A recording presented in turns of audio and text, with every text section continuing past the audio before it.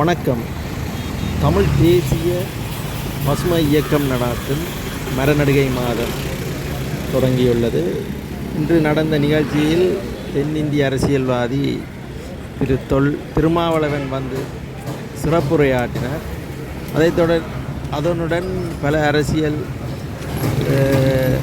ஆய்வாளர்கள், யாழ் பல்கலைக்கழக முன்னாள் தமிழ் வேந்தர்கள், வேறு பலரும் உரையாற்றினார்கள். அவர்களுடைய சிறப்புரைகளை தொடர்ந்து நாம் பார்ப்போம். பாருங்கள்.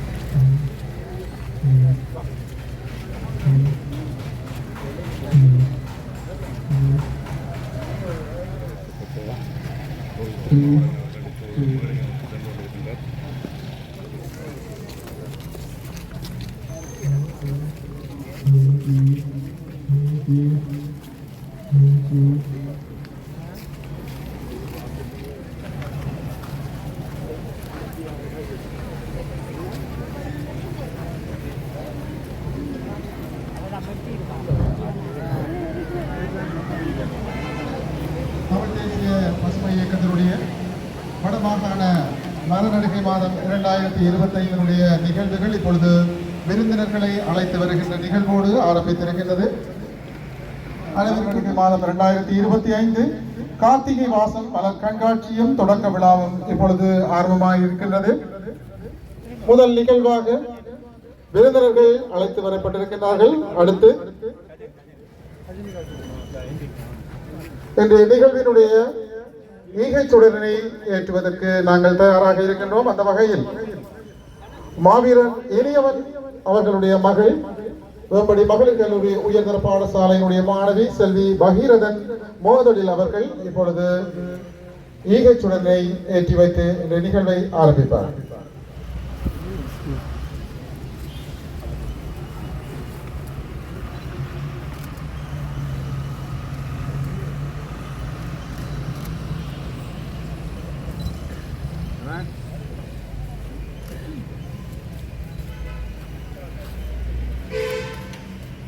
தமிழ் தேசிய பசுமை இயக்கம் இந்த ஆண்டும் மரநடுகை மாதத்தை கொண்டாடும் வகையில் கார்த்திகை வாசம் என்ற மலர் கண்காட்சியையும் தொடக்க விழாவினை ஏற்பாடு செய்திருக்கின்றது.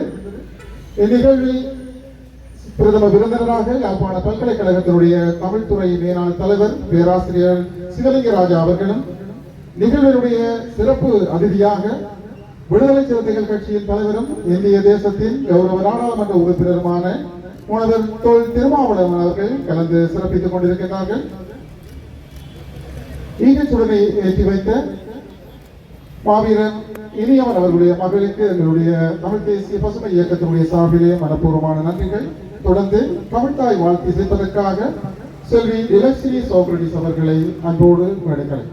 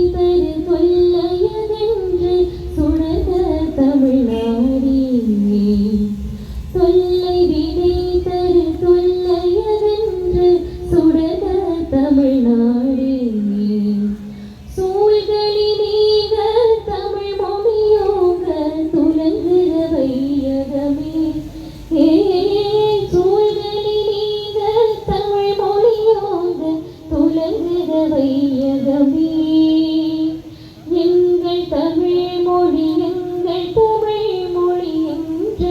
வாழியவே எங்கள் தமிழ் மொழி என்றென்றும் வாழியவே வாழ்க தமிழ் மொழி வாழ்க தமிழ் மொழி வாழ்க தமிழ் மொழியே வாழ்க தமிழ் மொழி வாழ்க தமிழ் மொழி வாழ்க தமிழ் மொழியே வானமறிந்ததனை துமறிந்து வளர்மொழி வாழியவே வானமறிந்ததனை துமறிந்து வளர்மொழி வாழியவே வளர்மொழி வாழியவே வளர்மொழி வாழியவே வளர்மொழி வாழியவே. இன்றைய நிகழ்விலே வரவேற்புரை நிகழ்த்துவதற்காக தமிழ் தேசிய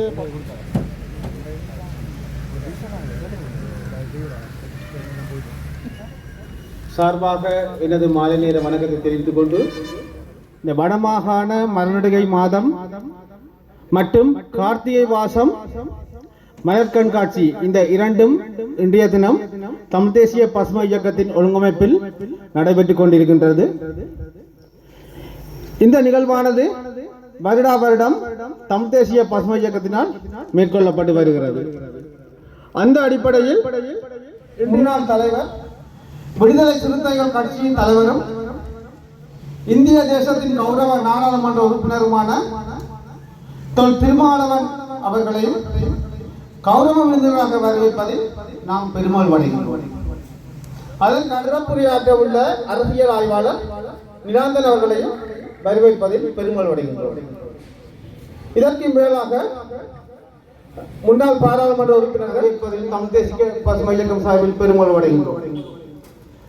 இந்த எமது சிறப்பு விருந்தினர் திரு திருமாவளவன் அவர்கள் 2018ஆம் ஆண்டு மரநடுகை மாதம் ஆரம்பிக்கப்பட்டிருந்தது. அந்த காலப்பகுதியிலே வடக்கு மாகாண சபையினுடைய விவசாய அமைச்சராக தமிழ் தேசிய பசுமை இயக்கத்தினுடைய தலைவர் திரு சூழலியாளர் ஐங்கர்நேசன் அவர்கள் இந்த சிந்தனையிலே உதிக்கப்பட்ட இந்த நிகழ்வானது தொடர்ச்சியாக ஒவ்வொரு வருடமும் தற்பொழுது தமிழ் தேசிய பசுமை இயக்கத்தினாலே முன்னெடுக்கப்படுகின்றது. அந்த வகையில் மரநடுகை மாதத்தை முன்னிட்டு முத்தாய்ப்பாக நடைபெற்றுக் கொண்டிருக்கும் மலர் கண்காட்சியில் கலந்து சிறப்பித்துக் கொண்டிருக்கின்ற பிரதம விருந்தினர் யாழ்ப்பாண பல்கலைக்கழகத்தினுடைய மேனாள் தமிழ்துறை தலைவர் மதிப்புக்குரிய பேராசிரியர் சி சிவலிங்கராஜா ஐயா அவர்களே,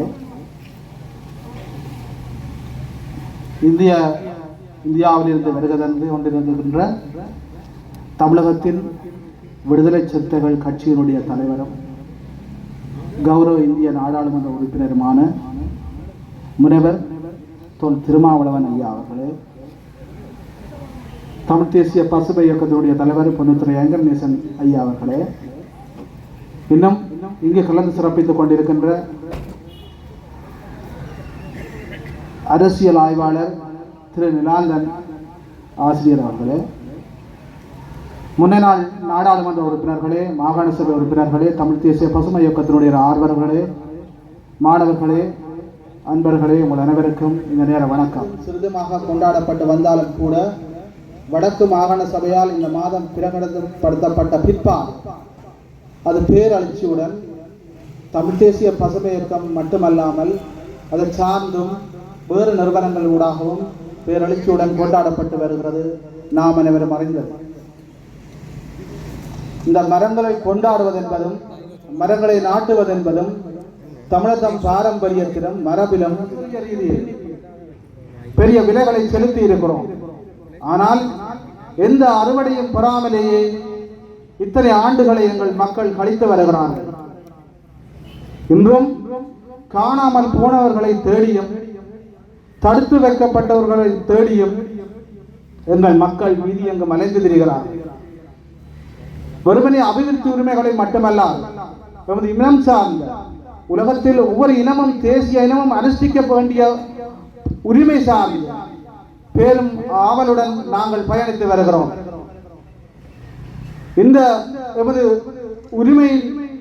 உரிமையை நாங்கள் வேண்டுவதென்பது பெரும்பான்மை சிறுபான்மை என்ற இனங்களுக்கு வேறுபாடல்லாமல் அல்லது பெரும்பான்மை சிறுபான்மை வலிச்சமநிலையில் வேறுபாடு இருக்கிறது என்ற காரணத்தால் தட்டி கழிக்காமல் வலி குறைந்த சிறுபான்மை இனம் என்றாலும் கூட இந்த உலக பரப்பில் எமது உரிமையை வேண்டுவதற்கு நாங்கள் உறுத்தும் கொண்டுள்ளோம்.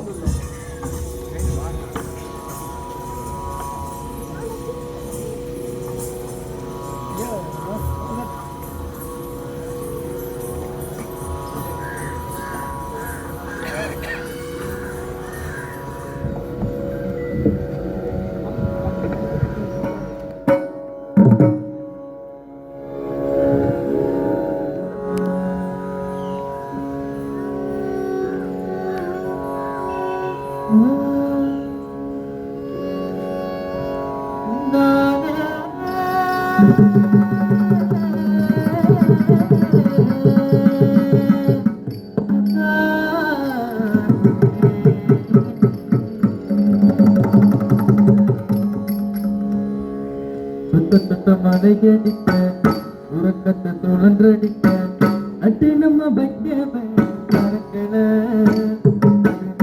பொழுது நமக்கு தரும் பறக்கல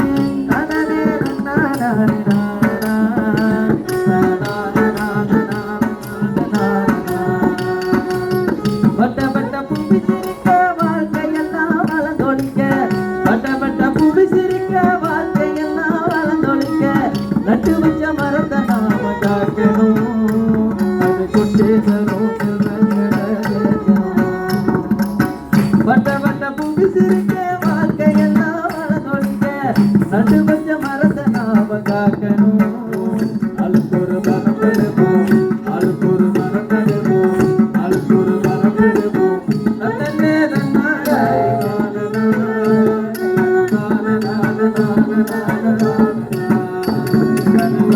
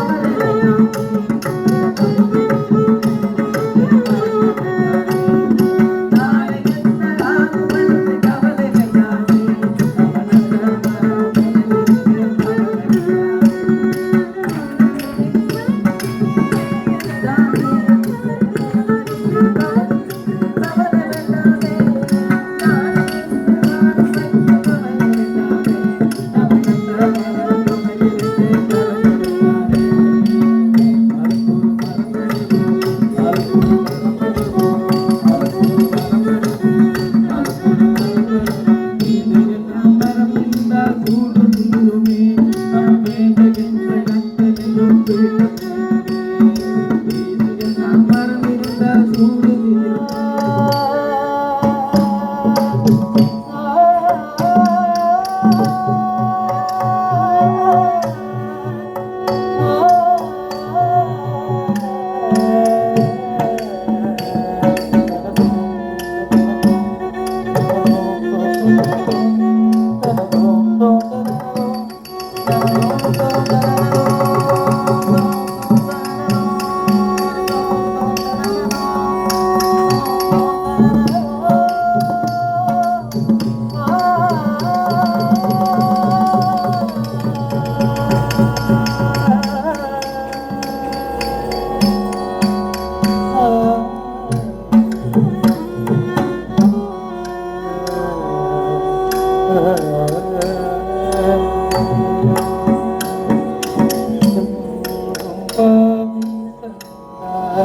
கோடை மழை பெய்யும் வாடை மழை பெய்யாதோ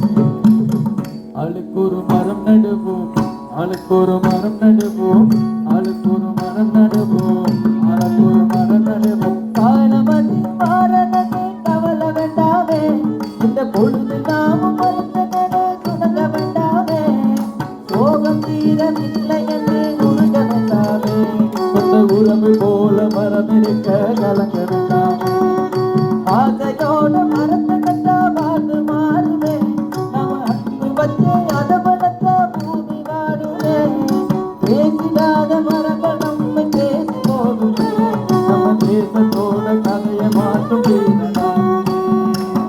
ஆளுக்கொரு மரம் நடுவோம், ஆளுக்கொரு மரம் நடுவோம், ஆளுக்கொரு மரம் நடுவோம், ஆளுக்கொரு மரம் வருவோம்.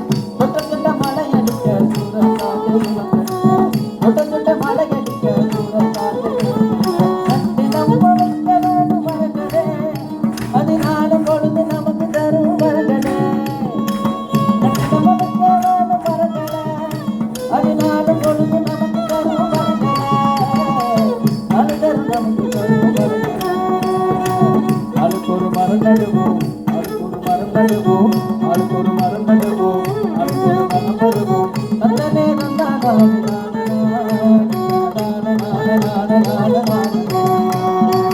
நந்தனே நந்தானா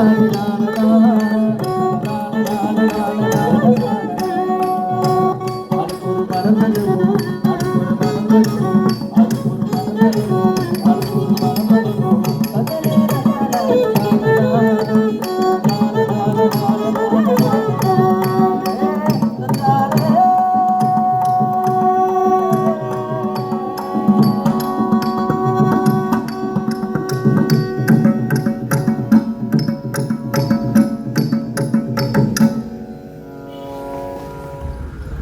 ஆண்டுதோறும் கார்த்திகை மாதத்தில் கொண்டாடி வருகின்ற மரநடுகை மாதத்தை முன்னிட்டு நல்லூர் கிட்டு பூங்காவில் நாங்கள் கார்த்திகை வாசம் என்கின்ற ஒரு பெயரில் மலர் கண்காட்சியை ஏற்பாடு செய்து வருகின்றோம். தாவர உற்பத்தியாளர்களை இணைத்து எங்களுடைய வீர மறவர்களினுடைய நினைவாக இலகுவாக மக்கள் மரக்கன்றுகளை பெற்றுக்கொள்ள வேண்டும் என்கின்ற நோக்கில் இது ஏற்பாடு செய்யப்பட்டது. வடக்கு மாகாண சபை தோற்றம் பெற்றதற்கு பிறகு 2013ஆம் ஆண்டு மாவீரர் தினத்துக்கு மரநடுகையை மேற்கொண்ட பொழுது பல்வேறு வகையான இடர்பாடுகளை புலனாய்வு தரப்பினராலும் இராணுவ தரப்பினராலும் பொதுமக்களும் நாங்களும் எதிர்கொண்டோம். வீர மறவர்கள் நினைவாக மரம் நடுவது என்கின்றது எங்களுடைய தொல் தமிழ் மரபிலிருந்து இறந்து வருகின்றது. மரங்களை நாங்கள் இறந்தவர்கள் நினைவாக நடுகை செய்து வழிபடுகின்ற அந்த தொல் மரபின் தொடர்ச்சியாகவே விடுதலை புலிகளினுடைய மாவீரர் தின நாட்களில் மரக்கன்றுகள் தென்னம்பிள்ளைகளை வழங்குவது வழக்கமாக கொண்டிருந்தார்கள். மாகாண சபை தோற்றம் பெற்றதற்கு பிறகு நாங்கள் அதனை நடாத்த முயற்சித்த பொழுது என்னுடைய வீடு கூட இரவு தாக்குதலுக்கு ஆளாக்கப்பட்டது.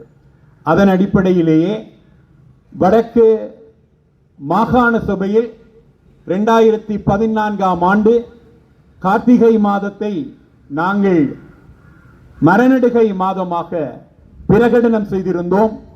அதன் பின்னர் இந்த மரக்கன்றுகளை நடுகை செய்வதில் பொதுமக்களிடையே இருக்கக்கூடிய தயக்கம் இந்த காலப்பகுதியில் ஓரளவுக்கு களைய பெற்றது. துரதிர்ஷ்டவசமாக 2018ஆம் ஆண்டு வரை கொண்டாடப்பட்ட இந்த மரநடுகை மாதம் மக்களினுடைய பிரதிநிதிகள் இல்லாமல் வெறுமனே அரசு அதிகாரிகளினுடைய இயந்திரங்களினால் மாகாண சபை நிர்வாகம் செய்யப்பட்ட பொழுது இது தொய்வு ஏற்பட்டது. அவர்களும் இதில் அதிக நாட்டம் காட்டவில்லை. இதனாலேயே இந்த பிரேரணியை கொண்டு வந்தவன் என்ற அடிப்படையில் இதனை தொடர்ந்து கடைபிடிக்க வேண்டிய பாரிய கடப்பாடு எங்களுக்கு இருக்கின்றதை உணர்ந்து நாங்கள் இதனை வெகு சிறப்பாக செய்து வருகின்றோம். இந்த மரநடுகை மாதம்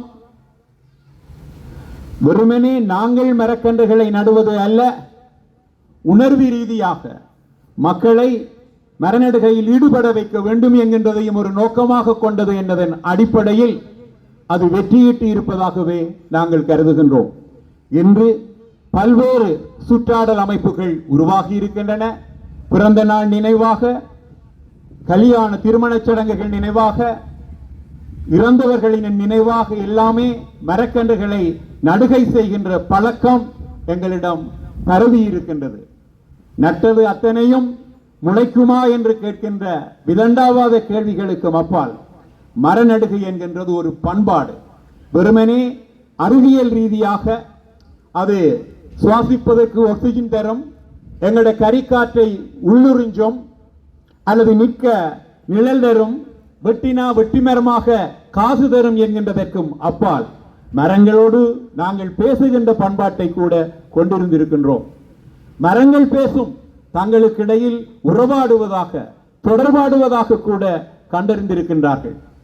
எங்களுடைய வன்னி காடுகளில் இருக்கக்கூடிய ஒரு பாலை மரத்தை நாங்கள் யாழ் நகரில் நாங்கள் வளர்ப்போமாக இருந்தால் முளைக்கும். பாலை மரம் தனியாகவே இங்கு பெரிய மரங்கள் இருக்கின்றன. ஆனால் அதனுடைய ஆரோக்கியத்தை ஒப்பிடுகின்ற பொழுது காட்டுக்குள் இருக்கின்ற வன்னி மரத்தினுடைய ஆயுளும் செழிப்பும் அதிகமாகவும், ஒற்றை மரமாக தனித்த ஒரு மரமாக இங்கு எங்களிடம் எஞ்சியிருக்கின்ற அந்த மரத்தினுடைய செழிப்பும் ஆயுளும் குறைவாக இருக்கின்றது என்கின்றது ஆய்வு ரீதியான நிறுவனம்.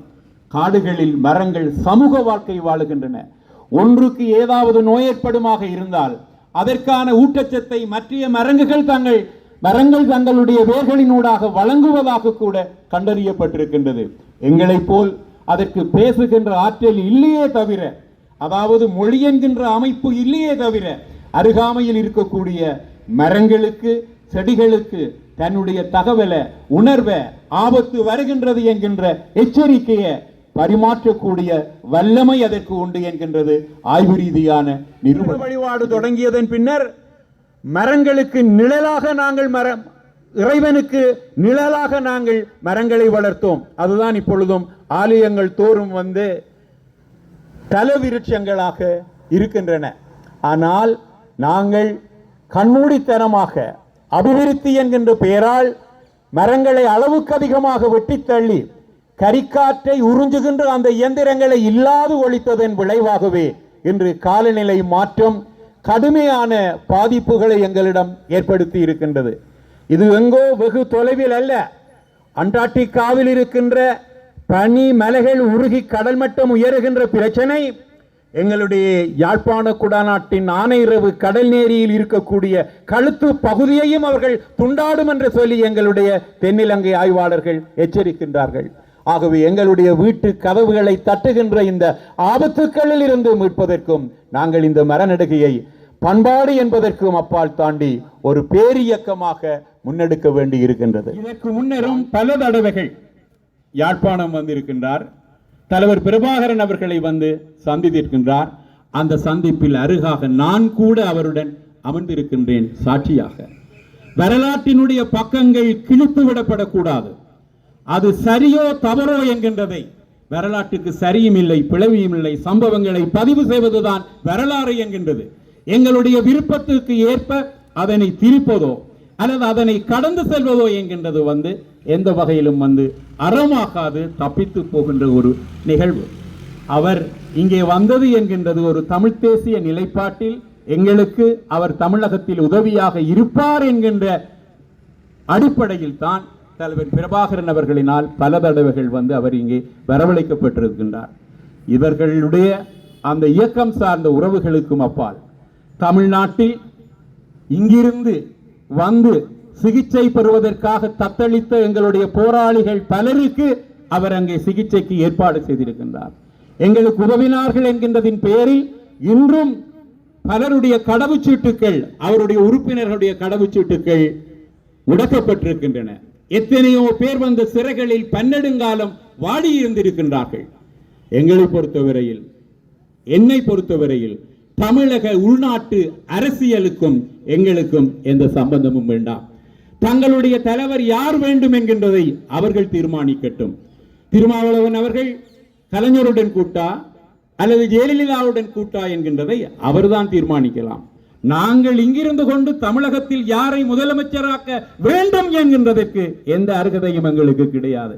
எங்களுடைய விருப்பத்தை மீறி யார் யாரோ எல்லாம் இங்கிருந்து பாராளுமன்றம் செல்கின்ற பொழுது எங்களுக்கு தேவையான, எங்களுக்கு வேண்டிய தமிழ் தேசிய நிலைப்பாட்டை நாங்கள் எவ்வாறு தக்க வைக்கலாம் என்கின்றதை எல்லாம் நாங்கள் புறந்தள்ளி அல்லது அதை பற்றி சிந்தனையற்று தமிழ்நாட்டின் முதலமைச்சராக யாரோ வர வேண்டும் என்கிறது தொடர்பாக இங்கிருக்கின்ற எங்களுடைய சிலரும் புலம்பெயர்ந்த நாடுகளில் இருக்கின்ற சிலரும் வந்து முயற்சிக்கின்றார்கள். அது அவர்களை பொறுத்தவரையும் அவர்களுக்கு லட்சோப லட்சம் தொண்டர்கள் இருக்கின்றார்கள், ஆயிரம் பிரச்சனைகள் இருக்கின்றன. ஆகவே அவர்களுக்கான அரசியலில் நாங்கள் தலையிட்டு நீங்கள் எங்களுக்கு ஏற்றது மாதிரித்தான் தமிழ்நாட்டு அரசியலில் கூட்டு வைக்க வேண்டும், நீங்கள் அணி சேர வேண்டும் என்கிற எதிர்பார்க்கிறது எல்லாம் அரசியல் அறிவிலித்தனம் என்கின்றது என்னுடைய கருத்து. அவர்களுடைய மக்கள் இவர்கள் பிழையான ஒரு நிலைப்பாடிலே எடுப்பார்களாயிருந்தால் நிச்சயமாக அவர்கள் நிராகரிப்பார்கள். அதற்கான தீர்ப்பை வந்து அவர்கள் எழுதுவார்கள். நாங்கள் அதை இட்டு கவலைப்பட வேண்டிய அவசியம் இல்லை. ஒன்று, ஒரு பொதுவாக ஒரு கருத்து இருக்கின்றது. தமிழகத்தில் ஈழ ஆதரவு நிலைப்பாட்டை ஒரு அரசியல்வாதி முன்னெடுப்பாராக இருந்தால் அது திருமாவளவனாக இருக்கட்டும் அல்லது சீமான் அவர்களாக இருக்கட்டும், வைகோ அவர்களாக இருக்கட்டும், இங்கே இருக்கின்றவர்களுக்கு ஒரு நிலைப்பாடு இருக்கின்றது. எங்களை பற்றி பேசி பேசித்தான் அவர்கள் தமிழ்நாட்டில் தங்களுடைய வாக்கு வங்கியை வளர்க்கின்றார்கள் என்று சொல்லி முற்றிலும் அது தவறு. எங்களை பற்றி பேசாதவரா வைகோ? இவர்கள் தலையெடுப்பதற்கு முன்னதாகவே அவர் பன்னெடுங்காலம் வன்னிக்காட்டில் வந்து படம் எடுத்து அதையெல்லாமே அங்கு பரப்புரை செய்திருக்கின்றார். ஈழ ஆதரவு நிலைப்பாட்டில் அவர் ஒரு உறுதியான ஆரம்ப கட்டாவாக செயற்பட்ட நிலையில் அவரது கட்சியை பெருமளவுக்கு வளர்த்து கொண்டு செல்ல முடியவில்லை.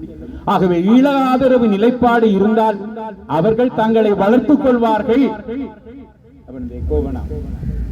அவர்கள் வளர்த்துக் கொள்வார்கள் என்கின்றது அது உண்மையில் ஒரு தவறான முடிவு. எங்களுக்கு அவர்கள் தேவை. ஒன்றை நாங்கள் கருத்தில் எடுக்க வேண்டும் என் உறவுகளே. தமிழகத்தில் தமிழ்நாட்டை சேர்ந்த 39 பாராளுமன்ற உறுப்பினர்கள் டெல்லியில் இருக்கின்றார்கள். பாண்டிச்சேரியில் ஒரு பாராளுமன்ற உறுப்பினர், 40 பாராளுமன்ற உறுப்பினர்கள் தமிழர்களினுடைய பிரதிநிதியாக டெல்லியில் இருக்கின்றார்கள். இந்த 40 பேரை யுத்தத்திற்கு பிறகு சரியான முறையில் எங்களுடைய கருத்துக்களை பேச வைக்க முடியாத நாங்கள் இந்தியாவை அல்லது மத்திய அரசை எங்களுக்கு சார்பாக எப்படி மாற்ற முடியும்? இந்த உலக நாடுகளை எங்களுக்கு எப்படி சார்பாக நாங்கள் மாற்ற முடியும்? ஆகவே அவர் எங்களுக்கானவர், இவர் அவருக்கானவர், அவர் தியாகி, இவர் துரோகி என்கின்ற விமர்சனங்களை எல்லாம் விட்டுவிட்டு அவர்களுடைய நாட்டு அரசியலில் நாங்கள் நுழைக்காமல் எங்களுக்காக யுத்தத்திற்கு பின்னர் இந்த 15 வருடங்கள் கடந்துவிட்ட நிலையிலும் கூட ஒரு அங்குலம் கூட முன்னேற முடியாமல் இருக்கக்கூடிய எங்களுக்கு எங்கே நீந்துவதற்கு ஒரு சிறு துரும்பு கையில் கிடைத்தால் கூட இறுக்கமாக பற்றி கொள்ள வேண்டும் என்கின்றது என்னுடைய கருத்து. ஆகவே தமிழகத்தில் எங்களுடைய குரலை மீளவும் அழுத்தம் திருத்தமாக ஒலிக்கக்கூடியவர்களுடைய ஆதரவு எங்களுக்கு தேவை. தமிழ்நாட்டு அரசாங்கத்தால் எங்களுக்கு எதுவும் தனிப்பட்ட முறையில் செய்ய முடியாது, டெல்லியினால் செய்ய முடியாது. பிஜேபி அரசு இருந்த காலத்தில் பாதுகாப்பு அமைச்சராக இருந்தவர் எங்கள் மீது பச்சாபம் கொண்டிருந்த ஒருவர். ஆனால் பாதுகாப்பு அமைச்சராக ஒருவர் அங்கு இருந்த நிலையில் கூட, வாஜ்பாய் பிரதமராக இருந்த காலப்பகுதியில் எங்களுக்காக எதையுமே செய்ய முடியவில்லை. அது அந்த மத்திய அரசாங்கத்தினுடைய நிலைப்பாடு. அதை அசைப்பதற்கு, அரட்டுவதற்கு யார் தேவை? லட்சோப லட்சம் மக்கள் தமிழகத்தில் இருக்கின்றார்கள். அவர்கள் கட்சிகளாக இருக்கின்றார்கள். திமுகவாக, அதிமுகவாக, பாமகவாக, விடுதலை சிறுத்தைகளாக கட்சிகளாக இருக்கின்றார்கள். இந்த மக்கள் தான் எங்களுக்கு தேவை. நாங்கள் தொப்புக்கொடி உறவுகள் என்று சொல்லுகின்றது, தமிழ்நாட்டு உறவுகள் என்று சொல்லுவது இந்த மக்கள் தலைவர்களை நாங்கள் விமர்சித்துக் கொண்டு அந்த மக்களை எங்களுக்கு சார்பாக எங்களால் மாற்ற முடியுமா என்று சொல்லி நாங்கள் ஒரு தடவை யோசிக்க வேண்டும். அந்த மக்கள் கட்சி சார்பானவர்கள். ஒவ்வொரு கட்சிக்கும் லட்சக்கணக்கான தொண்டர்கள் இருக்கின்றார்கள். நாங்கள் அவர்களை முதலில் பகைக்காமல் இருப்பதற்கு பழகிக்கொள்ள வேண்டும். எதிரி யார், நண்பர் யார் என்கின்றதற்கு தெளிவான வரையறை ஒன்று எங்களுக்கு தேவைப்படுகின்றது. கௌரவ தொல் திருமாவளவன் அவர்களிடம் நான் வைக்கின்ற வேண்டுகோள் இதுதான். உறைந்து போயிருக்கின்ற அல்லது ஒரு பேசாத பொருளாக மெல்ல மெல்ல நழுவிக் கொண்டிருக்கக்கூடிய எங்களுடைய விவகாரம் மீண்டும் மேசைக்கு வர வேண்டும். டெல்லியால் ஆகுமா, டெல்லியால் உங்களால் அசைக்க முடியுமா என்கின்றதற்கும் அப்பால் தமிழ்நாட்டு மக்களை நாங்கள் எங்களுடைய பிரச்சனைகளை தொடர்ந்தும் பேச வைக்க வேண்டும். நான் ஒன்று சொல்லுகின்றேன். தலைவர் பிரபாகரன் அவர்கள் தான் ஈழம் பெற்று தருவேன் என்று சொல்லி போராட்டத்தை ஆரம்பிக்கவில்லை. அவர் ஒரு அஞ்சலோட்ட வீரர்.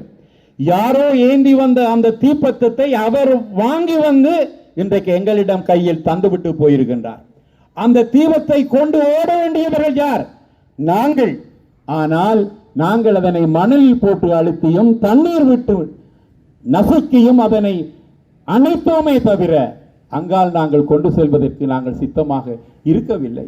ஆகவே இன்னொருவர் வருவார், அது யாராகவும் இருந்துட்டு போகட்டும். அடுத்த தலைமுறையில் இருந்து தன்னும் எங்களுடைய இந்த அபிலாஷைகளை காவி செல்வதற்கு வேண்டிய ஒரு அணி உறுப்பரும் நாங்கள்.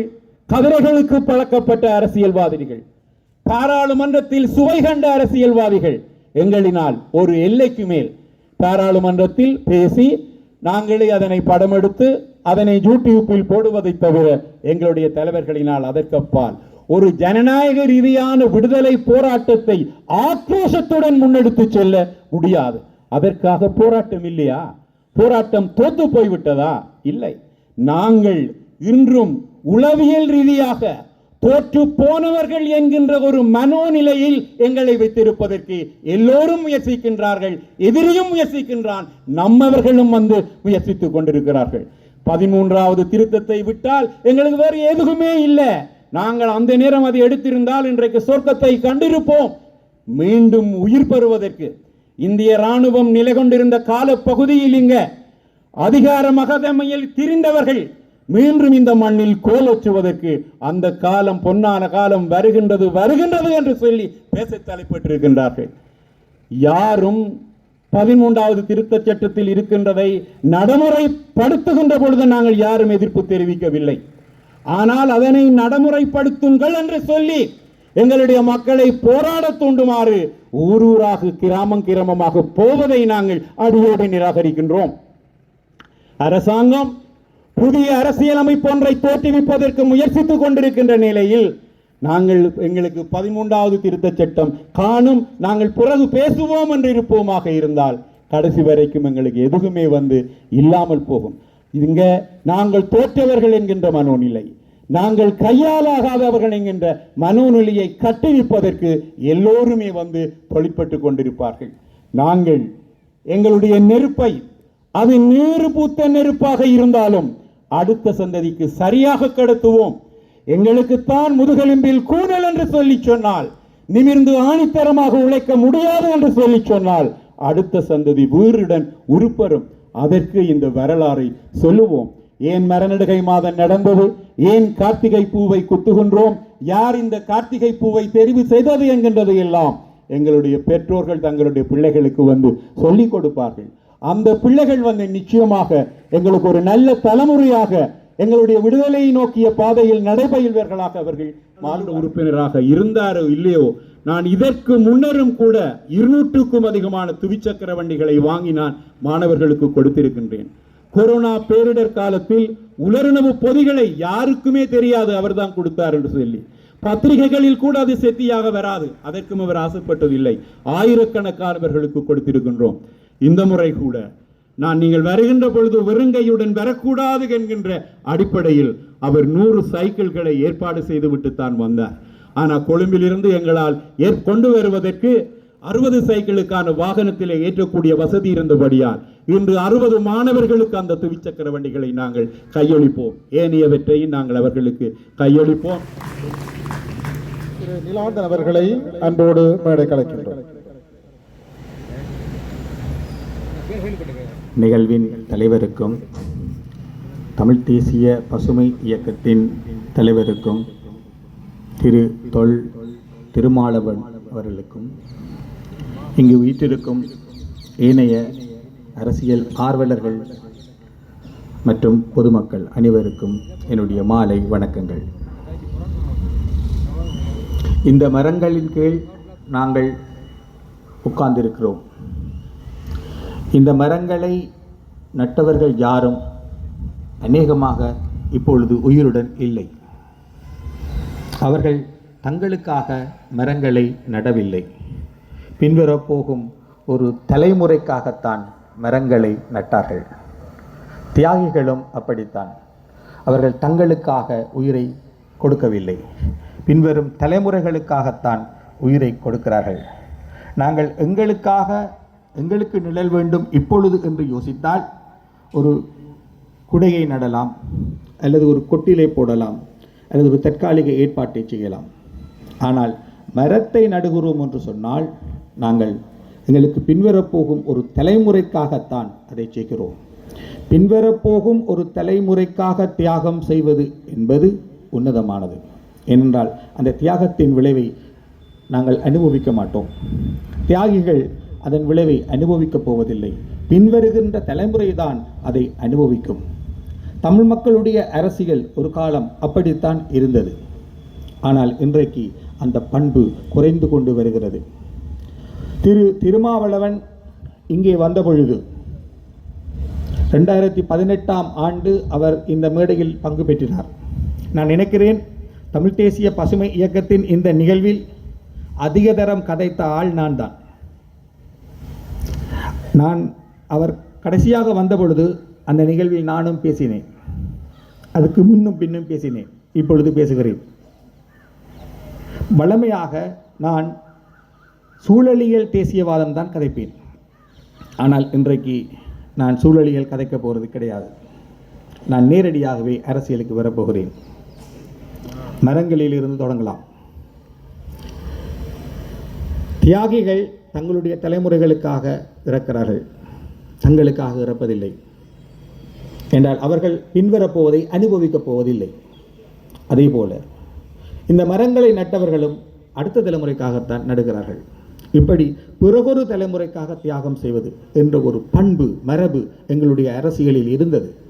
ஆனால் இன்றைக்கு அது குறைந்து கொண்டு வருகிறது.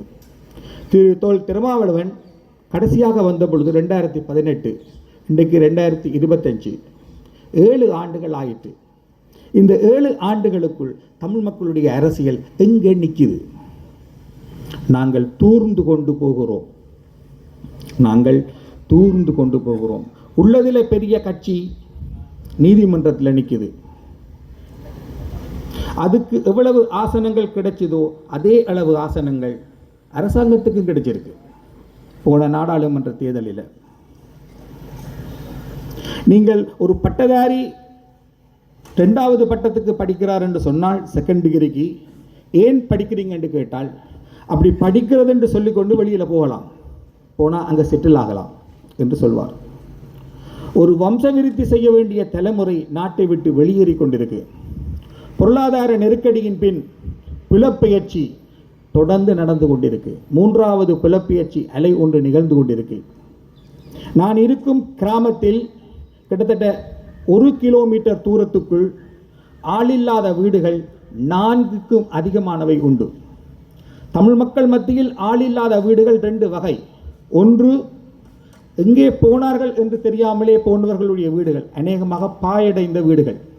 இன்னொன்று, புலம்பெயர்ந்த தமிழர்கள் நாட்டுக்குள் வந்து வீடுகளை வாங்கி அல்லது வீடுகளை கட்டிய பிரம்மாண்டமாக காட்சி தருகின்ற பளபளக்கும் மாளிகைகள். நான் இருக்கும் தெருவில் மட்டும் அப்படி 4 வீடுகள் உண்டு. ஒன்றில் சிசிடிவி கேமராவால் கண்காணிக்கப்படும் வீடுகள் அல்லது செக்யூரிட்டி ஆர்கனைசேஷன்ஸால் கண்காணிக்கப்படும் வீடுகள். திருவிழாக்களுக்கு வந்து போவார்கள். எங்களுடைய கிராமங்கள் ஆளில்லாத வீடுகளை கொண்ட கிராமங்களாக மாறிக்கொண்டிருக்கின்றன. இந்த மண்ணில் வேர் விட்டு பூத்து காக்க வேண்டும் என்ற வேட்கையின்றி ஒரு சந்ததி விருத்தி செய்ய வேண்டிய தலைமுறை வெளியேறி கொண்டிருக்கிறது. இந்த தலைமுறையை நாட்டோட நில், மண் பெற்றோட நில் என்று மண்ணில் இருத்துவதற்கு எங்களுடைய அரசியலால் முடியாமல் இருக்கிறது. தொழில்நுட்ப பெருக்கத்தின் விளைவாக டிக்டாக்குள்ளாலேயும் ஏனைய கைபேசி செயலிகளுக்குள்ளாலேயும் அறிந்த அரசியலின் விளைவாக ஒரு நாடாளுமன்ற உறுப்பினர் வந்துவிட்டார். ஒரு தலைமுறை இந்த தொழில்நுட்பத்தின் கைதியாகி இந்த தொழில்நுட்பத்துக்கூடாக விளங்கிக் கொண்ட அரசியலுக்குள்ளாலேயே ஒருவரை தெரிவு செய்யும் நிலைமை.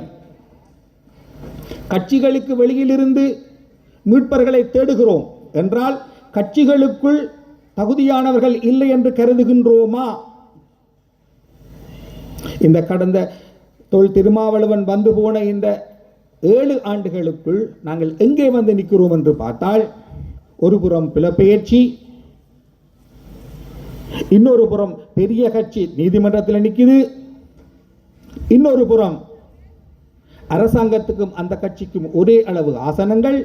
அரசாங்கம் டெல்லியிலையும் சொல்லுகிறது, ஜெனீவாவிலையும் சொல்லுது, எங்களுக்கு இப்பொழுது தமிழ் மக்கள் ஆணை வழங்கி இருக்கிறார்கள் என்று.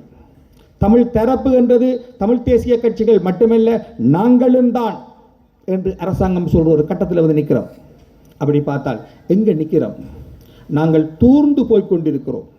இது இந்த கடந்த 7 ஆண்டுகளுக்குள் மட்டுமல்ல, அல்லது கடந்த 16 ஆண்டுகளுக்குள் மட்டுமல்ல, கடந்த 1 நூற்றாண்டு காலமாக தமிழ் மக்களின் வரலாற்றை தொகுத்து பார்த்தீங்களாக இருந்தால், தமிழ் மக்கள் தங்களுடைய இலட்சியங்களை அடைய முடியாத மக்களாகவே காணப்படுகிறார்கள். கடந்த நூற்றாண்டின் தொடக்கத்தில் இருந்து இன்று வரையிலுமான ஏறக்குறைய 1 நூற்றாண்டுக்கும் மேலான காலப்பகுதிக்குள் தமிழ் மக்கள் தங்கள் இறுதி இலட்சியத்தை அடைய முடியாத மக்களாகவே இருக்கிறார்கள். ஆயுத போராட்டத்தில் ஈடுபட்ட தலைவர்கள் அநேகமாக ஒருவரும் இப்பொழுது உயிரோடு இல்லை. தொகுத்து பார்ப்போமாக இருந்தால் 1985 ஆண்டு ஆயுத போராட்டம் நிலத்தை கட்டுப்படுத்தும் ஒரு வளர்ச்சி வந்தபின் 2009 ஆண்டு வரையிலுமான 24 ஆண்டு காலகட்டத்துக்குள் ஒரு கரிநிலை அரசு எங்களிடம் இருந்தது. அந்த கரிநிலை அரசு இருந்த காலகட்டத்தில் தமிழ் மக்கள் தங்கள் இலட்சியங்களை ஓரளவுக்கு அனுபவிக்கக்கூடியதாக இருந்தது, முழுகளவில் அல்ல. ஆனால் 2009 மேற்கு பின் அந்த கருநிலை அரசும் இல்லாமல் போன பின் மறுபடியும் தமிழ் மக்கள் இலட்சியத்துக்காக தொடர்ந்தும் போராடும் மக்களாக மாறியிருக்கிறார்கள்.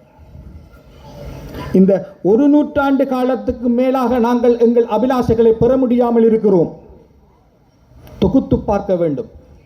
மிதவாதிகளில் இருந்து ஆயுத இயக்கங்கள் வரையிலும், ஆயுத இயக்கங்களுக்கு பின்னரான மிதவாதம் வரையிலும் கடந்த ஒரு நூற்றாண்டுக்கும் மேலாக நாங்கள் எங்கள் இலட்சியங்களை அடைய முடியாத மக்களாக இருக்கிறோம். ஏன் விஷயத்தை சுட்டி காட்டினார். என்னென்று சொன்னா, இனப்பிரச்சினைக்கான தீர்வு தொடர்பில் இலங்கையின் அரசை இணங்கச் செய்வதில் குறிப்பிடத்தக்க அளவு தூரத்துக்கு முன்னோக்கி போன ஒரே தீர்வு முயற்சி இந்திய இலங்கை உடன்படிக்கை தான் என்று.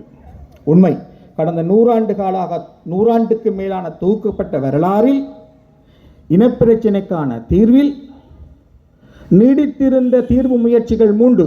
ஒன்று இந்திய இலங்கை உடன்படிக்கை, மற்றது பிரபாகரன் ரணில் உடன்படிக்கை, மூன்றாவது 2015 நிறைவேற்றப்பட்ட நிலைமாறுகால நீதிக்கான தீர்மானம். இந்த 3இல் ஒப்பீட்டளவில் இன்று வரையிலும் எங்களோடு ஒட்டிக்கொண்டிருக்கும் ஒரு தீர்வு 13. இது இந்திய இலங்கை உடன்படிக்கையின் விளைவாக கிடைத்தது.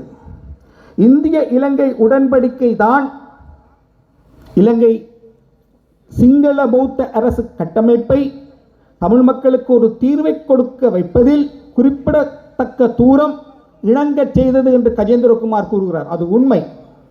ஆனால் அங்கேயும் அந்த ஒற்றையாட்சி பண்பு இழக்கப்படவில்லை என்பதனால் தான் 13ஐ அவர்கள் உள்வாங்கிக் கொண்டார்கள். அங்கேயும் இந்திய இலங்கை உடன்படிக்கை முழுமையான வெற்றி அடையவில்லை. இந்திய இலங்கை உடன்படிக்கை இறந்துவிட்டது. இந்திய இலங்கை உடன்படிக்கையின் இதயம் 13 இல்லை. அது தமிழர்கள் எழுதி கொண்ட உடன்படிக்கை அல்ல. இலங்கையும் இந்தியாவும் எழுதி கொண்ட உடன்படிக்கையை தமிழ் மக்களின் பேரா. அந்த உடன்படிக்கையின் இதயம் என்னவென்றால், இந்த இலங்கை பிரதேசம் இந்தியாவுக்கு எதிரான சக்திகளின் செயற்பாட்டுக்கு இடம் இருக்கக்கூடாது இந்த பிரதேசத்தில். ஆனால் இன்றைக்கு அம்பாந்தோட்டையில் சீனா வந்துவிட்டது குத்தகைக்கு. கொழும்பு ஹாபருக்கு கிட்ட சீனா ஒரு துறைமுக நகரத்தை கட்டி கொண்டிருக்கிறது. எனவே இந்திய இலங்கை உடன்படிக்கை இறந்துவிட்டது. ஆனால் அதன் வால் மட்டும் 13 ஒட்டி கொண்டிருக்கு. அப்ப இனப்பிரச்சினைக்கான தீர்வு முயற்சிகளில் ஒப்பீட்டளவில் இன்று வரை நிலைத்திருக்கும் ஒரு தீர்வு என்று பார்த்தால் இந்திய இலங்கை உடன்படிக்கை தான். அது இறந்தாலும் கூட. இது முதலாவது. இரண்டாவது ரணில் பிரபாகரன் உடன்படிக்கை. இது நோர்வேயின் சமாதான முயற்சிகளோடு நடந்தது. ஆனால் இது முறிந்த பொழுது 4ஆம் கட்ட ஈழப்போர் வந்தது. ஆனாலும் இலங்கை தீவில் 2 அதிகார மையங்கள் இருக்கின்றன என்பதனை ஏற்றுக்கொண்ட ஒரு தீர்வு. அது ஒரு தீர்வு முன்னெடுப்பு, தீர்வல்ல, ஒரு சமாதான முயற்சி. இலங்கை தீவில் 2 அதிகார மையங்கள் இருப்பதனை அது ஏற்றுக்கொண்டது. மூன்றாவது 2015ஆம் ஆண்டு செப்டம்பர் மாதம் நிறைவேற்றப்பட்ட 30 ஐநா தீர்மானம். அது பொறுப்பு கூறலுக்கானது. ஆனால் அது ஒரு கட்டத்தில் 2018ஆம் ஆண்டு அந்த நிலைமாறுகார நீதியின் பெற்றோர்களில் ஒருவராகிய மைத்ரிபால சிறிசேனவால் காட்டிக் கொடுக்கப்பட்டது. அது ஒரு தோல்வியுற்ற பரிசோதனை என்று பின்னர் சுமந்திரன் சொன்னார். அவர்தான் அந்த நிலைமாறுகால நீதியின் தமிழ் பங்காளி. சரி, இப்ப தொகுத்து பார்ப்போம். இந்த 3 தீர்வு முயற்சிகளில் இருந்தும் நாங்கள் கற்க வேண்டிய ஒரு முக்கிய விடயம் இருக்கு. என்னென்றால், இந்திய இலங்கை உடன்படிக்கையின் போது அது சாத்தியமானதே தமிழ் மக்களின் தியாகத்தால். தமிழ் மக்கள் இரத்தம் சிந்தி இருக்காவிட்டால் இந்திய இலங்கை உடன்படிக்கை வந்திருக்காது. தமிழ் மக்களின் இரத்தத்தை வைத்து ஒரு உடன்படிக்கை எழுதப்பட்டது. ஆனால் தமிழ் மக்கள் கையெழுத்து போடல. தமிழ் மக்கள் போராடியதால் தான் 13 கிடைத்தது. முதலாவது. இரண்டாவது, இந்தியாவின் அழுத்தம், பிராந்திய பேரரசின் அழுத்தம் இருந்தபடியால் தான் அது யாப்புக்குள் நுழைந்தது. எனவே இலங்கை தீவில் நீடித்திருக்கும் முதலாவது தீர்வு முயற்சி என்று பார்த்தால் அங்கே ஒன்று தமிழ் மக்கள் போராடி இருக்கிறார்கள். இரண்டாவது, ஒரு மூன்றாவது தரப்பின் பலமான பிரசன்னம் இருந்தது. இது முதலாவது. இரண்டாவது, பிரபாகரன் ரணில் உடன்படிக்கை.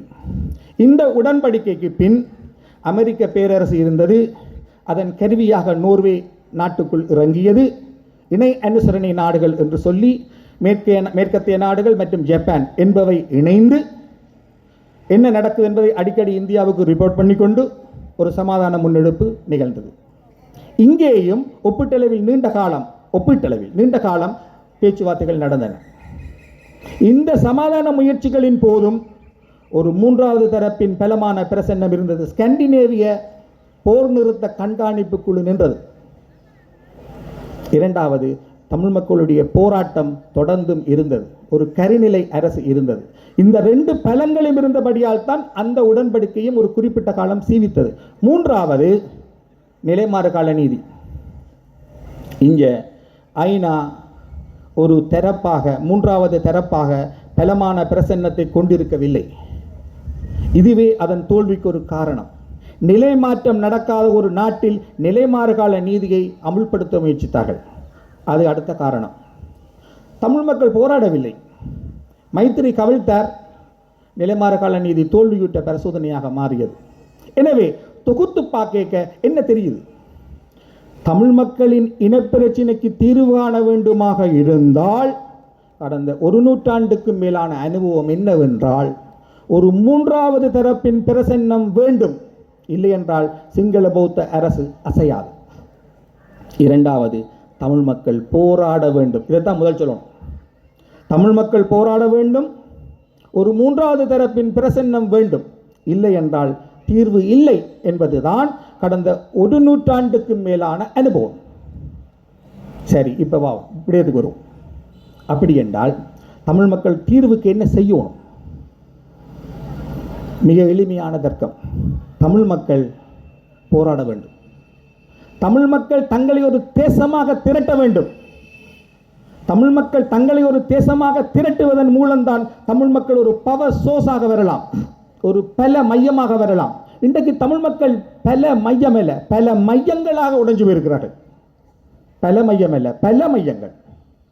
இன்றைக்கு தமிழ் மக்கள் யாருக்கும் ஒரு பொறுப்படுத்த தேவையான தரப்பு அல்ல. கொழும்பு சீனாவை நோக்கி போவதை கட்டுப்படுத்த வேண்டும் என்றால் தமிழ் அரசியலை ஐநா எடுக்கும், அமெரிக்கா எடுக்கும். அங்கதான் எங்கட தேவை இருக்கு. மற்றபடி நாங்கள் போராடி ஒரு பேரபலத்தை தக்க வச்சிருக்கோம் என்று சொல்ல முடியாது. நாங்கள் சிதறிப்போன மக்கள், நாங்கள் தூர்த்து போய் கொண்டிருக்கிறோம். ஒரு வம்சவிருத்தி செய்ய வேண்டிய தலைமுறை நாட்டை விட்டு போகுது. அதனை தக்க வைக்க இந்த அரசியலால் முடியவில்லை. நாங்கள் சிதறிக்கொண்டு போகிறோம். அப்படி பார்க்க தமிழ் மக்கள் முதலில் செய்ய வேண்டிய விடயம் தங்களை ஒரு திரண்ட சக்தியாக உருட்டி திரட்டிக் கொள்வது. தமிழ் மக்கள் தங்களை ஒரு தேசமாக திரட்டுவது. இது முதலாவது நிபந்தனை. அப்பத்தான் தீர்வு வரும். இல்லை என்றால் எக்கியராட்சியை கொண்டு வந்து அதை ஒரு கட்சி மறைமுகமாக அங்கீகரிக்கும், இன்னொரு கட்சி எதிர்க்கும். இப்படித்தான் போகும் தீர்வு முயற்சி. இது முதலாவது. இரண்டாவது, தமிழ் மக்கள் ஒரு அரசு போல சிந்திக்க வேண்டும், அரசு போல நடக்க வேண்டும். இது மிக முக்கியம். திரு ஐங்கரநேசன் தொட்டுக்காட்டிய விடயம் அதில் இருக்கு. நாங்கள் ஒரு அரசு போல சிந்திக்கின்றோம் இல்லை. சாதாரண மக்கள் சிந்திக்க மாட்டார்கள். சாதாரண மக்கள் எப்பொழுதும் வளமையான ஆசாபாசங்களுக்கு ஊடாகத்தான் சிந்திப்பார்கள். அவர்களிடம் கோபம் இருக்கும், கொந்தளிப்பு இருக்கும், எல்லாம் இருக்கும். ஆனால் அரசியலை செய்பவர்கள், அந்த சமூகத்தின் அரசியல் சக்தி, அது ஒரு அரசு போல சிந்திக்க வேண்டும். நாங்கள் ஒரு காலம் அரசுடைய மக்களாக இருந்தோம் போர்த்துகீசர் வர முந்தி. பிறகு நிலத்தை கட்டுப்படுத்தும் வளர்ச்சியை ஆயுத போராட்டம் அடைந்த பொழுது கிட்டத்தட்ட 24 ஆண்டுகள் ஒரு கரிநிலை அரசை கொண்டிருந்தோம். இப்பொழுது இல்லை. எனவே ஒரு அரசு போல சிந்திக்க வேண்டும். இது மிக முக்கியம். நாங்கள் அரசு போல சிந்திக்கின்றோமா? இல்லை. அரசு போல சிந்திப்பது என்றால் முதலில் நாங்கள் எங்களை தேசமாக திரட்டிக் கொள்ள வேண்டும். அப்படி தேசமாக திரட்டிக் கொண்டால் தான், ஒரு பவசோஸாக வந்தால் தான் அரசாக சிந்திக்கலாம். அரசாக சிந்திப்பது என்றால் என்ன? அரசறிவியலில் அரசு ஒரு உயிரி அல்ல என்று சொல்வார்கள். அரசுக்கு வெக்கம், துக்கம், ரோசம், மானம் ஒன்றும் கிடையாது. அரசு இன்னொரு அரசோடு கொள்ளும் உறவு புனிதமானதும் அல்ல. அது முழுக்க முழுக்க வியாபாரம். அது முழுக்க முழுக்க நலன்களின் அடிப்படையிலானது. அதை நீங்கள் எந்த புனித புத்தகத்துக்குள்ளும் தேட முடியாது. அரசுக்கும் அரசுக்குமான உறவு என்பது முழுக்க முழுக்க நிலையான நலன்களின் அடிப்படையிலானது. அரசுகள் அப்படித்தான் இன்னொரு அரசோடு தொடர்பு கொள்ளும். இந்த இடத்தில் நாங்கள் ரோசமாக வீரமாக எல்லாம் முடிவெடுக்க முடியாது. சில இடங்களில் எங்களுடைய நலன்களும் ஒரு வெளியரசின் நலன்களும் ஒத்துப்போகிற இடத்தில் ரெண்டும் ஒன்றையொன்று வெட்டுகிற பொதுப்புள்ளியில் பேரத்தை பேசு இந்த இடத்தில் வீரம் கதைச்சு கொண்டிருக்கிறார். நாங்கள் ஒரு அரசை போல சிந்திக்க வேண்டும். உதாரணமாக ஜப்பான் 2வது உலக மகா யுத்தத்தில் ஜப்பான் தோற்கடிக்கப்பட்டது, பஸ்மமாக்கப்பட்டது. 2 நகரங்களின் மீது அமெரிக்கா அணுகுண்டை வீசி லட்சக்கணக்கான ஜப்பானியர்களை கொன்றது. அந்த போரில் ஜெயலலிதாவுடன் இந்த நாடுகள் அதாவது விமானங்களை வழங்கினார்கள், குண்டுகளை வழங்கினார்கள், பயிற்சி வழங்கினார்கள், வடக்கு கிழக்கை பிரிப்பதற்கு உபாயம் சொல்லிக் கொடுத்தார்கள், STF-ஐ கட்டி எழுப்புவதற்கான உபாயங்களை சொல்லிக் கொடுத்தார்கள், குடியேற்றங்களை உருவாக்குவதற்கான திட்டங்களை வகுத்துக் கொடுத்தார்கள். எல்லோருக்கும் வணக்கம். தமிழ் தேசிய பசுமை இயக்கத்தின் தலைவர் அவர்களே, இங்கே வந்திருக்கின்ற இந்த அன்புக்குரிய திருமாவளவன் 5ஆம் வகுப்பில் திருமாவளவனை பற்றி படித்தான். திருமாவளவன் என் அன்புக்குரிய நிலாந்தன் அவர்களே, இங்கே பெருமளவில் கூடியிருக்கின்ற பெரியோர்களே, மாணவர்களே, சிறுவர்களே, உங்கள் எல்லோருக்கும் என் அன்பான வணக்கம். தமிழ் தேசிய பசுமை இயக்கத்தின் நிகழ்வுகளை பார்த்து சென்ற அனுபவம் தான் எனக்கு உண்டு. இந்த முறை இந்த இடத்திலே, இந்த மேடையிலே என்னை அன்புக்குரிய ஐங்கர் நேசன் அவர்கள் ஏற்றி வைத்திருக்கிறார். இதிலே நான் இருக்கின்ற பொழுது தமிழ் வாத்தியார் யோசித்தேன், இந்த இடத்திலே தானே சங்கில் இருந்தால் இருப்பான், இந்த அதிகமான இந்த மரங்களை இந்த பொதுக்கையில் தானே நட்டிருப்பார்கள் அல்லது இல்லாமல் 300-400 ஆண்டுகளுக்கு முன்பான மரங்களாக அதிலே இன்று அந்த சங்கிலியன் உலாவிய சர்வாசகரன் திரராசகரன் போன்றவர்கள் உலாவிய இந்த மண்ணிலே என்னுடைய காலம் பதிந்து இங்கே வருகிறது என்று நான் இறக்கின்றேன். இங்கே நிகழ்ந்த இந்த உலகிலே எங்கள் அன்புக்குரிய ஐங்கர் நேசன் அவர்கள் பசுமை இயக்கத்தின் பிதாமகர். அவர் படிக்கிற காலத்திலிருந்து எல்லா காலத்திலும் இந்த பசுமையோடு தொடரக்கூடியவர். அவருக்கு இந்த மர நடுகை அவருடைய துறையாக இருந்தது. எனக்கு நான் நடத்தினேன். 2வது அன்புக்குரிய தம்பி நிலாந்தனுடைய கட்டுரைகளை நான் படிப்பது வழக்கம். நிலாந்தனுடைய ஒரு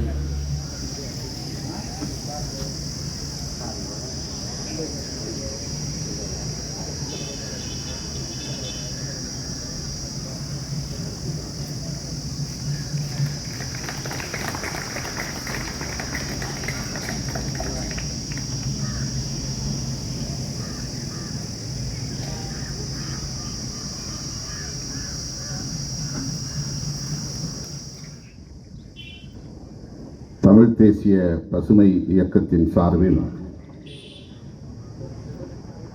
ஒருங்கிணைக்க பெற்று வெற்றிகரமாக நடந்து கொண்டிருக்கிற வடமாகாண மரநடுகை மாதம் கார்த்திகை வாசம் மலர் கண்காட்சி தொடக்க விழாவை தலைமை வகித்து சிறப்புரை வழங்கி அமர்ந்திருக்கிற இயக்கத்தின் தலைவர் எனது பெருமதிப்பிற்குரிய அண்ணன் திரு போ ஐங்கர நேசன் அவர்களே,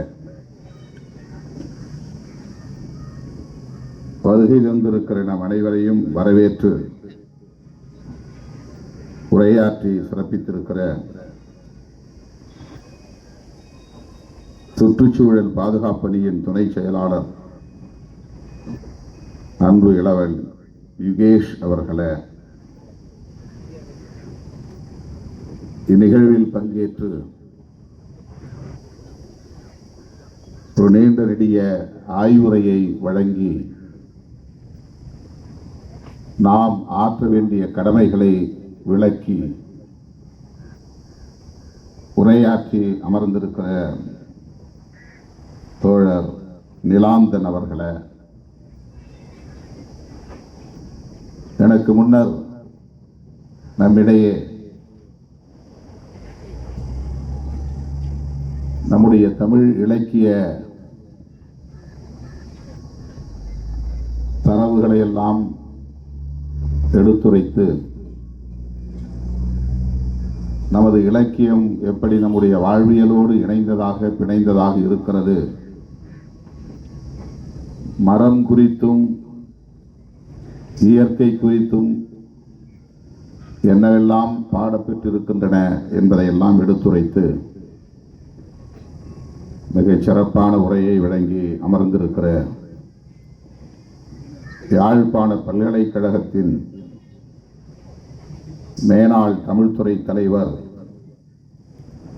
பெருமதிப்பிற்குரிய பேராசிரியர் ஐயா சிவலிங்க ராஜா அவர்களே, இந்த நிகழ்வில் பங்கேற்று இதனை சிறப்பித்துக் கொண்டிருக்கிற விடுதலை போராளி பெருமதிப்பிற்குரிய அண்ணன் சிவாஜி லிங்கம் அவர்களே, வருகையிலிருந்து விடைபெற்று சென்றிருக்கிற மேனாள் நாடாளுமன்ற உறுப்பினர் கஜேந்திரகுமார் அவர்களே, மற்றும் பல்வேறு இயக்கங்களின் தலைவர் பெருமக்களே, மாணவ செல்வங்களே, எனது அருமை தமிழ் சொந்தங்களே, உங்கள் அனைவருக்கும் என்னுடைய பணிவார்ந்த வணக்கத்தை தெரிவித்துக் கொள்கிறேன். நேரம் மிகவும் கடந்து விட்டது. மாணவ செல்வங்கள் வீடு திரும்ப வேண்டும் என்கிற பதைப்போடு பெற்றோர் அமர்ந்திருக்கிறார்கள். நான் நீண்ட நேரம் எடுத்துக்கொள்ள விரும்பவில்லை. இரண்டாவது முறையாக இந்த நிகழ்வுக்கு என்னை அழைத்திருக்கிற அண்ணன் ஐங்கரநேசன் அவர்களுக்கும் தமிழ் தேசிய பசுமை இயக்கத்தை சார்ந்த தலைவர் பெருமக்கள் அனைவருக்கும் என்னுடைய நெஞ்சார்ந்த நன்றியை முதலில் உரித்தாக்குகிறேன். 2002ஆம் ஆண்டு நான் அண்ணன் பிரபாகரன் அவர்களின் அழைப்பை ஏற்று ஈழமண்ணுக்கு வருகை இருந்த போது என்னோடு தொடக்கத்திலிருந்து கடைசி வரையில் இருந்தவர், வழிகாட்டியவர், துணை புரிந்தவர் அண்ணன் ஐங்கரநேசன் அவர்கள். அந்த நட்பு இன்னும் அதே வீரியத்தோடு தொடர்வது மகிழ்ச்சி அளிக்கிறது. அவர் மீது நான் கொண்டிருக்கிற பற்றுதல், என் மீது அவர் கொண்டிருக்கிற நம்பிக்கை இந்த உறவுக்கு அடிப்படையாக அமைந்திருக்கிறது. அவருடைய உரையில் என்னை பற்றி சில கருத்துக்களை பதிவு செய்தார். மாணவ பருவத்தில் இருந்து நான் தமிழீழம் குறித்து எத்தகைய புரிதலை கொண்டிருந்தேன், ஈடுபாடு கொண்டிருந்தேன், பற்றுதலை கொண்டிருந்தேன், களப்பணிகளை ஆற்றியிருக்கிறேன் என்பதை கோடிட்டு காட்டினார். அண்ணன் பிரபாகரன் அவர்களின் அன்புக்கு பாத்திரமானவனாகவும் இருந்தேன் என்பதை ஒரு சாட்சியமாக நின்று இங்கே எடுத்துரைத்தார். அதற்காகவும் அண்ணன் ஐங்கரநேசன் அவர்களுக்கு நான் இந்த நேரத்தில் நன்றியை சொல்ல கடமைப்பட்டிருக்கிறேன். 1983 கொழும்பிலே நடைபெற்ற இனக்கொலை, பெருங்கலவரம், கருப்பு ஜூலை என்று இன்றைக்கும் நாம் நினைவு கூர்கிற ஒரு கொடூரம் அரங்கேறிய போது தமிழகத்தில் மாணவர் போராட்டங்கள் வெடித்தன. அந்த போராட்டங்களால் ஈர்க்க பெற்றவன், அதன் மூலம் பொது வாழ்க்கைக்கு வந்தவன் திருமாவளவன் என்பதை பல நிகழ்வுகளில் நான் பதிவு செய்திருக்கிறேன். அப்போது நான் சென்னை பல்கலைக்கழகத்து மாணவன், MA குற்றவியல் துறையில் படித்துக் கொண்டிருந்தேன். எனக்கும் இலக்கிய ஆர்வம் உண்டு, கவிதைகள் படிப்பதிலே ஈடுபாடு உண்டு. அப்படி ஈழத்திலிருந்து வருகை தந்து தமிழகத்திலே களப்பணி ஆற்றிய தோழர்களோடு மாணவர் அமைப்பிலும் என்னை இணைத்துக் கொண்டு, சோல்ட் என்கிற அமைப்பிலே என்னை இணைத்துக் கொண்டு அவர்களோடு நான் பயணித்திருக்கிறேன், உரையாடி இருக்கிறேன். பிறகு சட்டக்கல்லூரி மாணவனாக இருந்தபோது அண்ணன் பிரபாகரன் அவர்கள் இந்திய அரசை எதிர்த்து நாங்கள் போராடவில்லை, சிங்கள பௌத்த பேரினவாத ஒடுக்குமுறையை எதிர்த்துதான் போராடுகிறோம் என்று சொல்லி எங்களிடமிருந்து பறித்து கொண்ட வயர்லெஸ் ஆர்ம்ஸ் என்கிற கருவிகளை எல்லாம் ஒப்படைக்க சொல்லி உண்ணாநிலை அறப்போராட்டத்தை மேற்கொண்ட போது சட்டக்கல்லூரி மாணவர்கள் 10 பேர் திரண்டு போய் அவரை சந்தித்து எங்கள் ஆதரவை வெளிப்படுத்தினோம். அந்த மாணவர்களை திரட்டிச் சென்றவன் என்கிற முறையிலே என்னுடைய ஈடுபாடு அன்றைக்கு வெளிப்பட்டது. எங்களை அடையாளம் கண்டு மாணவர்களாகிய எங்களை தட்டி கொடுத்தவர் அண்ணன் பிரபாகரன் அவர்கள். அதுதான் முதல் சந்திப்பு. அதன் பின்னர் நான் ஒரு இயக்கத் தலைவனாகி ஈழத்தமிழர் பிரச்சனைகளை கிராமங்கள் தோறும் எடுத்துச் செல்லக்கூடிய போராட்டங்களை முன்னெடுத்த போது வன்னிக்காட்டில் இருந்த அண்ணன் அவர்கள் என்னை அடையாளம் கண்டிருக்கிறார் என்பது எனக்கு தெரியாது. 2002ஆம் ஆண்டு ஏற்பட்ட போர் நிறுத்த ஒப்பந்தத்தின் அடிப்படையில் யாழ் மண்ணில் வீரசிங்க மண்டபத்தில் மானுடத்தின் தமிழ்கூடல் நிகழ்வை அண்ணன் கவிஞர் புதுவை ரத்தினதுரை அவர்களின் தலைமையில் ஒருங்கிணைத்த போது தமிழகத்திலிருந்து அழைக்கப்பெற்ற 5 பேர்களில் நானும் ஒருவன். புதுவை ரத்தினதுரை அவர்கள் வெளிப்படையாக சொன்னார், உங்கள் பெயரை முன்மொழிந்தவர் அண்ணன் பிரபாகரன் அவர்கள்தான், எங்களுக்கு உங்களை பற்றி எதுவும் தெரியாது என்று சொன்னார். அப்படி அண்ணன் அவர்களால் அடையாளம் காணப்பட்டு இந்த மண்ணுக்கு அழைத்து வரப்பட்டவன் அப்போது எனக்கு அறிமுகமானவர் அண்ணன் ஐங்கரநேசன் அவர்கள். அண்ணன் அவர்களோடு நான் எடுத்துக்கொண்ட புகைப்படங்கள், வீடியோக்கள், அவரோடு உரையாடிய காட்சிகள், உணவருந்திய காட்சிகள் எல்லாவற்றையும் அன்றைக்கு ஊருக்கு எடுத்துச் செல்ல வேண்டாம், அந்த ஆட்சியாளர்கள் பறித்துக் கொள்வார்கள், இங்கேயே இருக்கட்டும் என்று சொன்னார் அண்ணன் பிரபாகரன். அவை அனைத்தையும் அண்ணன் ஐங்கரநேசன் அவர்களிடத்திலே ஒப்படைத்து விட்டு நான் போனேன். எதுவும் இப்போது கையில் இல்லை. அப்படி அவருக்கும் எனக்குமான அந்த உறவு தொடர்ந்து நீடிக்கிறது. பிறகு 2004ஆம் ஆண்டும் அண்ணன் அவர்கள் அழைத்தார். ஒவ்வொரு முறையும் 1 மணி நேரத்திற்கு மேலாக அரசியல் குறித்து என்னோடு கலந்துரையாடினார் என்கிற வரலாற்று நிகழ்வுகளை எல்லாம் மீண்டும் நான் எண்ணி பார்க்கிறேன். நாம் இன்றைக்கு சந்தித்துக் கொண்டிருக்கிற இந்த அவலங்களையும் பொருத்தி பார்க்கிறேன். 2002ஆம் ஆண்டு 1 மணி நேரம் தமிழேந்தி அவர்களின் இல்லத்திலே பேசிய பிறகு எழுந்து நின்று என்னை மார்போடு அணைத்து அவர் சொன்ன வார்த்தை, ஈழம் மலரும் அப்போது உங்களை நான் இங்கே அழைப்பேன், அந்த தைரியத்தோடு நீங்கள் அங்கே மக்களுக்காக, எளிய மக்களுக்காக போராடுங்கள் என்று என்னை வாழ்த்தி அனுப்பினார். அவர் சந்தித்த சவால்கள், எதிர்கொண்ட நெருக்கடிகள், அரசியல் முரண்கள், ஒரே இனத்திற்குள்ளே நடந்த மோதல்கள், இப்படி பலவற்றை அவர் பகிர்ந்து கொண்டார். அதிலே எனக்கு மிகவும் நினைவிலே பதிந்த ஒன்று. தோழர் நிலாந்தன் பேசுகிற போது என் எண்ணத் திரையில் வந்து நினைவை கொண்டு வந்தது. அவர் சொன்னார், தொகுத்து பார்த்து சொன்னார், முதலில் இந்தியா தலையிட்டது, பிறகு அமெரிக்கா தலையிட்டது, கடைசியில் ஐநா தலையிட்டது.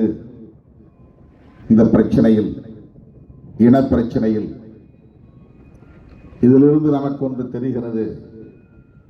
மூன்றாவதாக ஒரு சக்தி இதில் தலையிட்டே தீர வேண்டும் என்கிற தேவையை நமக்கு கற்பித்திருக்கிறது என்று சொன்னார். அப்போது எனக்கு என்ன நினைவுக்கு வந்தது என்றால், அண்ணன் அவர்களோடு பேசிய போது நான் ஒரு கேள்வியை அவரிடத்திலே எழுப்பினேன். இந்த பிரச்சனையில் நார்வே ஏன் அக்கறை காட்டுகிறது? எரிக் சோல்ஹெய்ம் எதற்காக பேச்சுவார்த்தைக்கு முயற்சிகளை மேற்கொள்கிறார் என்ற கேள்வியை எழுப்பிய போது அண்ணன் அவர்கள் சொன்ன பதில் அப்போது எனக்கு புரியவில்லை.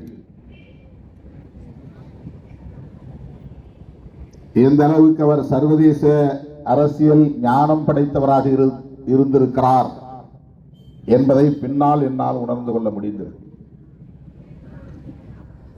அவர் இந்த மண்ணுக்குள்ளேயே இருந்து மக்களை திரட்டி படை நடத்தி உலகின் கவனத்தை ஈர்த்து எவராலும் வெல்ல முடியாதவர் என்கிற வரலாற்றை பதிவு செய்தவர். உலக நாடுகளுக்கு எங்கும் அவர் போனதில்லை, எந்த படைக்களத்தையும் போய் பார்த்ததில்லை, எந்த இராணுவ பள்ளியிலும் பயின்றவர் இல்லை, பயிற்சி பெற்றவர் இல்லை. ஆனால் வல்வெட்டித் துறையிலே பறந்து அந்த வீதிகளில் விளையாடிய ஒரு இளைஞராக தனது அரசியல் பயணத்தை தொடங்கிய அவர் உலக நாடுகளையே மிரள வைக்கக்கூடிய அளவுக்கு ஒரு படையை கட்டியெழுப்பியதோடு பிரபாகரனின் போர் உத்திகள் என்று உலக நாடுகள் தம்முடைய இராணுவ பள்ளிகளில் பயிற்சி எடுக்கக்கூடிய அளவுக்கு, பாடம் எடுக்கக்கூடிய அளவுக்கு இராணுவ ஞானம் படைத்தவராக அவர் விளங்கினார் என்பதுதான் வரலாறு. அப்படிப்பட்ட அண்ணன் பிரபாகரன் அவர்கள் நான் எழுப்பிய கேள்விக்கு சொன்ன பதில், நார்வே ஏன் தலையிடுகிறது, அதற்கு என்ன அக்கறை, எரிக் சோல்ஹெய்ம் ஏன் இந்த முயற்சிகளை மேற்கொள்கிறார் என்று சொன்னபோது அவர் சொன்ன பதில், அமெரிக்காவின் கோரமுகம் இஸ்ரேல், அமெரிக்காவின் அன்பு முகம் நார்வே என்று சொன்னார். இவ்வளவுதான் அவர் சொன்ன பதில். நான் அமெரிக்காவை பற்றி கேட்கவில்லை, அமெரிக்கா தலையிடுகிறது என்று நான் சிந்திக்கவும் இல்லை. நான் நார்வேயை பற்றித்தான் கேள்வி எழுப்பினேன். அதற்கு அவர் சொன்ன பதில், அரசியல் ஆய்வாளர்கள் அண்ணன் பிரபாகரன் அவர்களை பல கோணங்களில் சீர்தூக்கி பார்த்திருப்பீர்கள், அவருடைய அணுகுமுறைகளை ஆய்வு செய்திருப்பீர்கள், அவருடைய வெற்றிக்கு அடிப்படை காரணிகள் என்ன என்பதை நுணுக்கி நுணுக்கி சீராய்வு செய்திருப்பீர்கள். ஆனால் இந்த பதில் எவ்வளவு தொலைநோக்கு பார்வை கொண்டதாக இருக்கிறது, சர்வதேச ஞானம் கொண்டவராக இருக்கிறார். ஒவ்வொரு தேசத்தின் தலையீடும் எதன் பின்னணியில் உள்ளது என்பதை எல்லாம் எப்படி அவர் உணர்ந்திருக்கிறார் என்பதை உணர்த்துகிறது. அமெரிக்கா ஒரு நாட்டை அச்சுறுத்த வேண்டுமானால் தனது கோர முகத்தை காட்டுவதற்கு இஸ்ரேலை பயன்படுத்துகிறது. அமெரிக்கா ஒரு நாட்டையோ, ஒரு அமைப்பையோ, ஒரு இயக்கத்தையோ, ஒரு படையையோ நயந்து பேசி அவர்களை வீழ்த்துவதற்கு நார்வேயை பயன்படுத்துகிறது. எனவே நார்வே தன்னிச்சையாக தலையீடு செய்யவில்லை, அமெரிக்காவின் வழிகாட்டுதலில் தான் அது தலையிடுகிறது என்பதை உணர்ந்தவர்,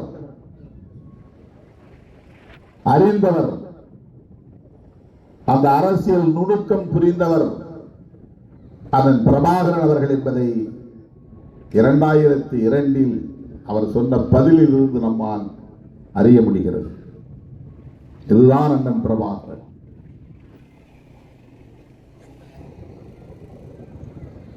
மாவீரர் நாள் உரை மாவீரர்களுக்காக செய்யப்பட்டதல்ல, போராடும் போராளிகளுக்காக நிகழ்த்தப்பட்டதல்ல, களத்தில் நிற்கும் தமிழ் சொந்தங்களுக்காக மட்டுமே அவர் பேசிய உரை அல்ல. அவர் என்ன பேசப் போகிறார் என்பதை உலக நாடுகளே அந்த நாளில் காத்திருக்கும். உலக நாடுகளின் கவனத்தை ஈர்க்கக்கூடிய வகையிலே அவருடைய உரை ஒவ்வொரு மாவீரர் நாளில் அமைந்திருக்கிறது.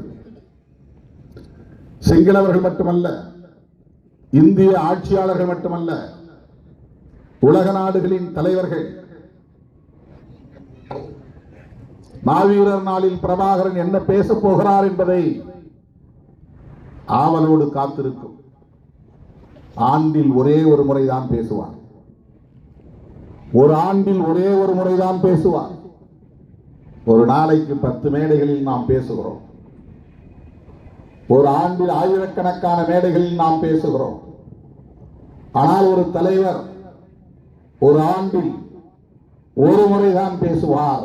உலக நாடுகள் அவர் என்ன பேசப் போகிறார் என்பதை ஆவலோடு காத்து கிடந்து கவனிக்கும். அப்படி அவர் ஆற்றிய உரைகள் மிக மிக நுட்பமானவை, ஆழமானவை, தொலைநோக்கு பார்வை கொண்டவை. நட்பு சக்திகள் யார், பகை சக்திகள் யார் என்பதை வெளிப்படுத்தக்கூடியவை.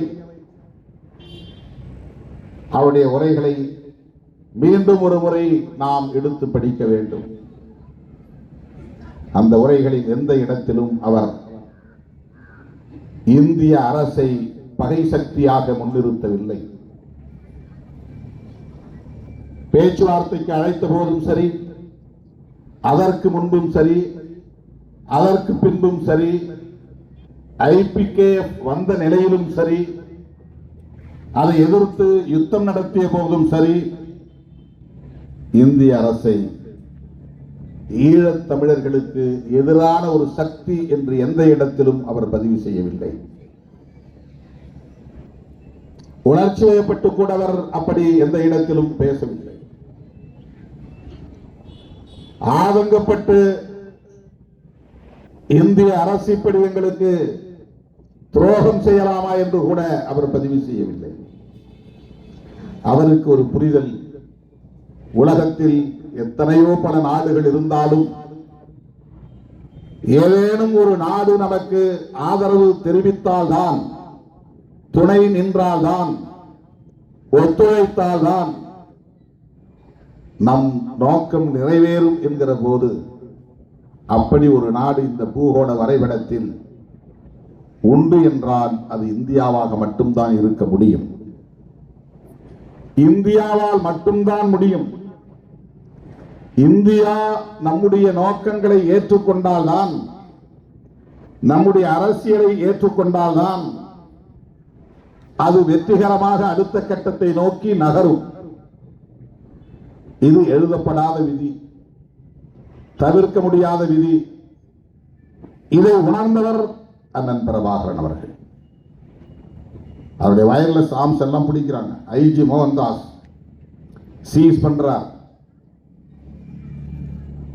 உடனே அவர் நான் சாகுவரை உண்ணாவிரத போராட்டம், இந்திரா நகரிலே அவர் தங்கியிருந்த இல்லத்திலே அந்த உண்ணாவிரதத்தை மேற்கொள்கிறார். எம்ஜிஆர் ஊட்டியிலே மலர் கண்காட்சி தொடங்கி வைக்கிற நிகழ்ச்சியில் பங்கேற்பதற்காக போய்விட்டார். அப்போது ஒட்டுமொத்த தமிழ் நாட்டின் காவல்துறை தலைவராக இருந்தவர் ஐஜி, இப்போதுதான் டிஜிபி, அப்போது ஐஜி மோகன்தாஸ். இந்த உண்ணாவிரத போராட்டம் தெரிந்தவுடன் நாங்கள் ஓடோடி போய் அவருக்கு ஆதரவு தெரிவித்து முழக்கங்களை எழுப்பினோம் அந்த இல்லத்தின் வாசலில். ஐயா வீரமணி அவர்களும் மருத்துவமனையில் இருந்து ஓடோடி வந்தார் அங்கே இல்லத்திற்கு. நாங்கள் வந்ததை பார்த்து வெளியே வந்து அண்ணன் பேசும்போது சொன்னார், அவருடைய மொழியில் அவர் நிறுத்தி நிறுத்தி பேசியது இன்னும் எனக்கு நினைவில் இருக்கிறது, பசுமையாக இருக்கிறது. அவர் சொன்ன வார்த்தை, நாங்கள் இந்திய அரசை ஒருபோதும் எதிர்ப்பதில்லை, எங்கள் துப்பாக்கி துவக்குகள் இந்திய அரசுக்கு எதிராக நாங்கள் பிடிக்கவில்லை, சிங்கள பௌத்த பேரினவாத அரசுக்கு எதிராகத்தான் நாங்கள் பிடிக்கிறோம். இதை முதலில் இந்த அரசு புரிந்து கொள்ள வேண்டும். அதே நிலைப்பாடுதான் தோழர்களே கடைசி வரையில் அவருடைய உரைகளில் நமக்கு தெரிகிறது. மாவீரர் நாள் உரையிலே இந்திய அரசை ஒரு பகை சக்தியாக நிறுத்தாமல் அவர் உத்திகளை கையாண்டார் என்பது ஒரு செய்தி, மிக முக்கியமான செய்தி. இன்னொரு செய்தி நான் பல மேடைகளில் பதிவு செய்திருக்கிறேன், இங்கேயும் சொல்ல வேண்டியது என்னுடைய கடமை என்று நான் கருதுகிறேன். அது நிலாந்தன் அவர்களின் பேச்சிலிருந்து எனக்கு இந்த உந்துதல் ஏற்பட்டு நான் சொல்லுகிறேன். அண்ணன் பிரபாகரன் அவர்கள் பகைவராக இருக்கிற சிங்களவர்களை அடையாளப்படுத்துகிற போது சிங்கள பௌத்த பேரினவாதிகள் என்றுதான் சொல்லுகிறார். சிங்களம் என்பது மொழியை குறிக்கிறது, பௌத்தம் என்பது மதத்தை குறிக்கிறது, பேரினவாதம் என்பது பெரும்பான்மையாக அவர்கள் இருக்கிறார்கள், நாங்கள் சிறுபான்மையாக இருக்கிறோம். அவர்கள் பெரும்பான்மைவாதத்தை பேரினவாதமாக கையில் எடுக்கிறார்கள். அது வெறும் பெரும்பான்மைவாதமாக இல்லை, பேரினவாதமாக, பெரிய இனம் என்கிற அடிப்படையில் பேரினவாதமாக எங்கள் மீது ஒடுக்குமுறையை செலுத்துகிறார்கள். இதைத்தான் நாங்கள் எதிர்க்கிறோம், இதைத்தான் நாங்கள் எதிர்க்கிறோம். சிங்கள பௌத்த பேரினவாதிகள் என்று மொழி அடையாளத்தோடு மத அடையாளத்தோடு பேரினம் என்கிற அந்த பெரும்பான்மைவாத அடையாளத்தை சுட்டிக்காட்டிய அண்ணன் பிரபாகரன் அவர்கள் எந்த இடத்திலும் நாங்கள் தமிழ் இந்து சிறுபான்மை என்று சொன்னதில்லை.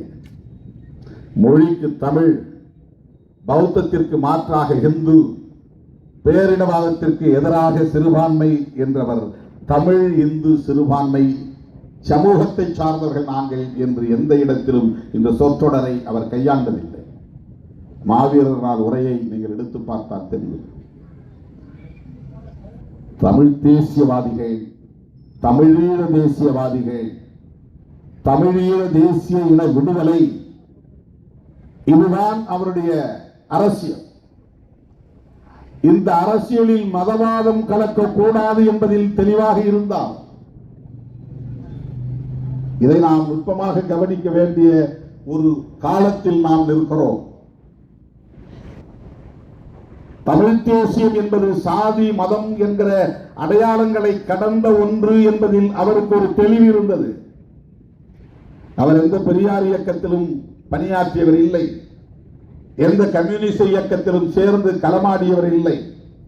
ஆனால் அவர் ஒரு செக்யூலர் போர்ஸாக இருக்கிறார், மதசார்பற்ற ஒரு அரசியல் தலைவராக, சாதியை ஒழிக்க வேண்டும் என்கிற அரசியல் தலைவராக, தமிழர்கள் ஒரு தேசிய இனமாக விடுதலை பெற வேண்டும் என்கிற ஒரு விடுதலை போராளியாக, உலகுக்கே வழிகாட்டக்கூடிய ஒரு முன்மாதிரி தலைவராக விளங்குகிறவர் அண்ணன் பிரபாகரன் அவர்கள். அருமை தோழர்களே, இந்த புரிதலில் தான் நாம் ஈழத்தமிழர் சிக்கலை அணுக வேண்டும். அண்ணன் ஐங்கரநேசன் அவர்கள் இங்கே பேசுகிற போது சொன்னார், தமிழ்நாட்டு அரசியலில் தேர்தல் களத்தில் எடுக்கிற முடிவுகளை வைத்துக் கொண்டு நாம் ஒரு நிலைப்பாட்டுக்கு வருவது கூடாது என்று சொன்னார்.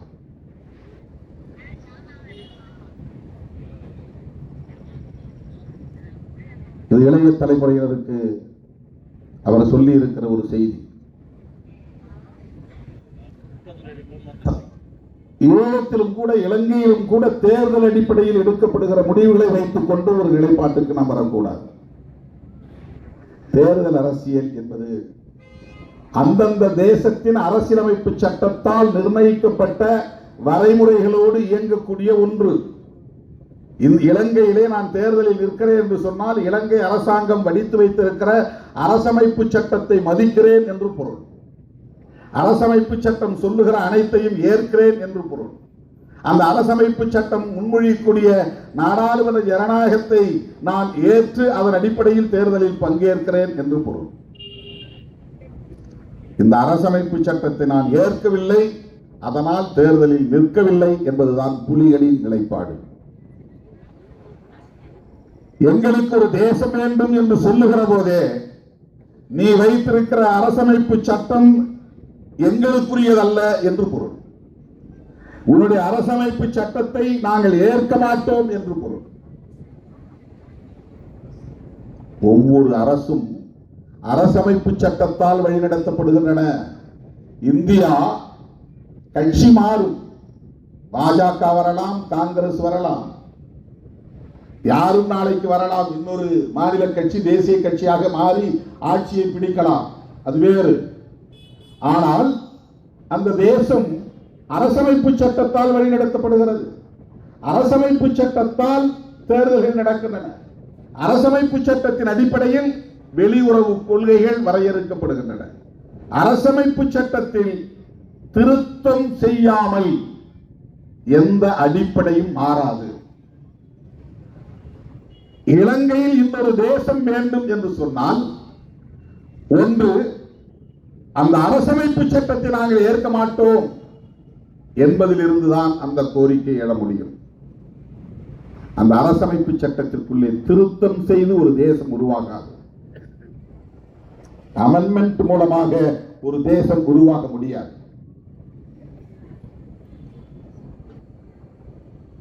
சர்வதேச நாடுகளின் தலையீடு இல்லாமல் உலகத்தில், இந்த பூலோகத்தில் இன்னொரு நாடு பிறக்காது, புதிய நாடு பிறக்காது.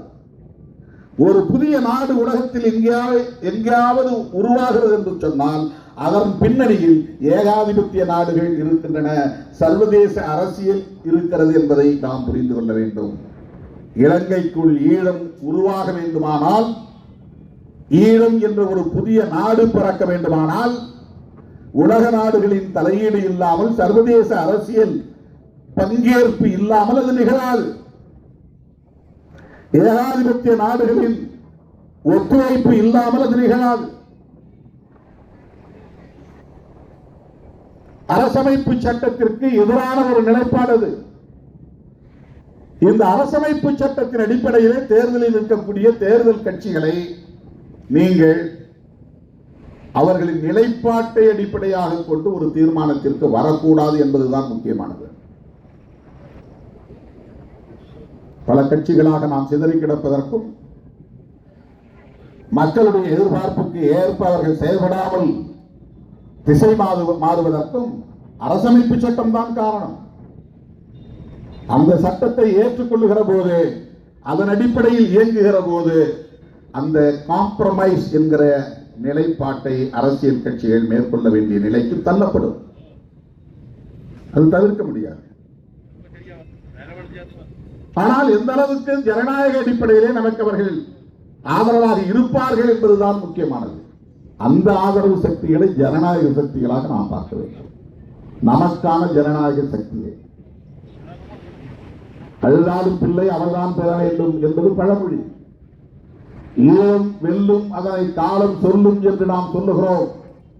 அந்த ஈழம் எப்படி வெல்லும், யாரால் வெல்லும், எப்போது வெல்லும், இதை தீர்மானிக்கக்கூடியவர்கள் இந்த மண்ணில் இருப்பவர்கள் தான்.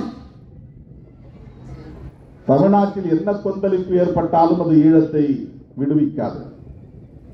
அது உங்கள் கொள்கைக்கும், உங்கள் கோட்பாட்டுக்கும், உங்கள் கோரிக்கைக்கும், உங்கள் போராட்டத்திற்கும் ஒரு துணையாக இருக்கும், அவ்வளவுதான்.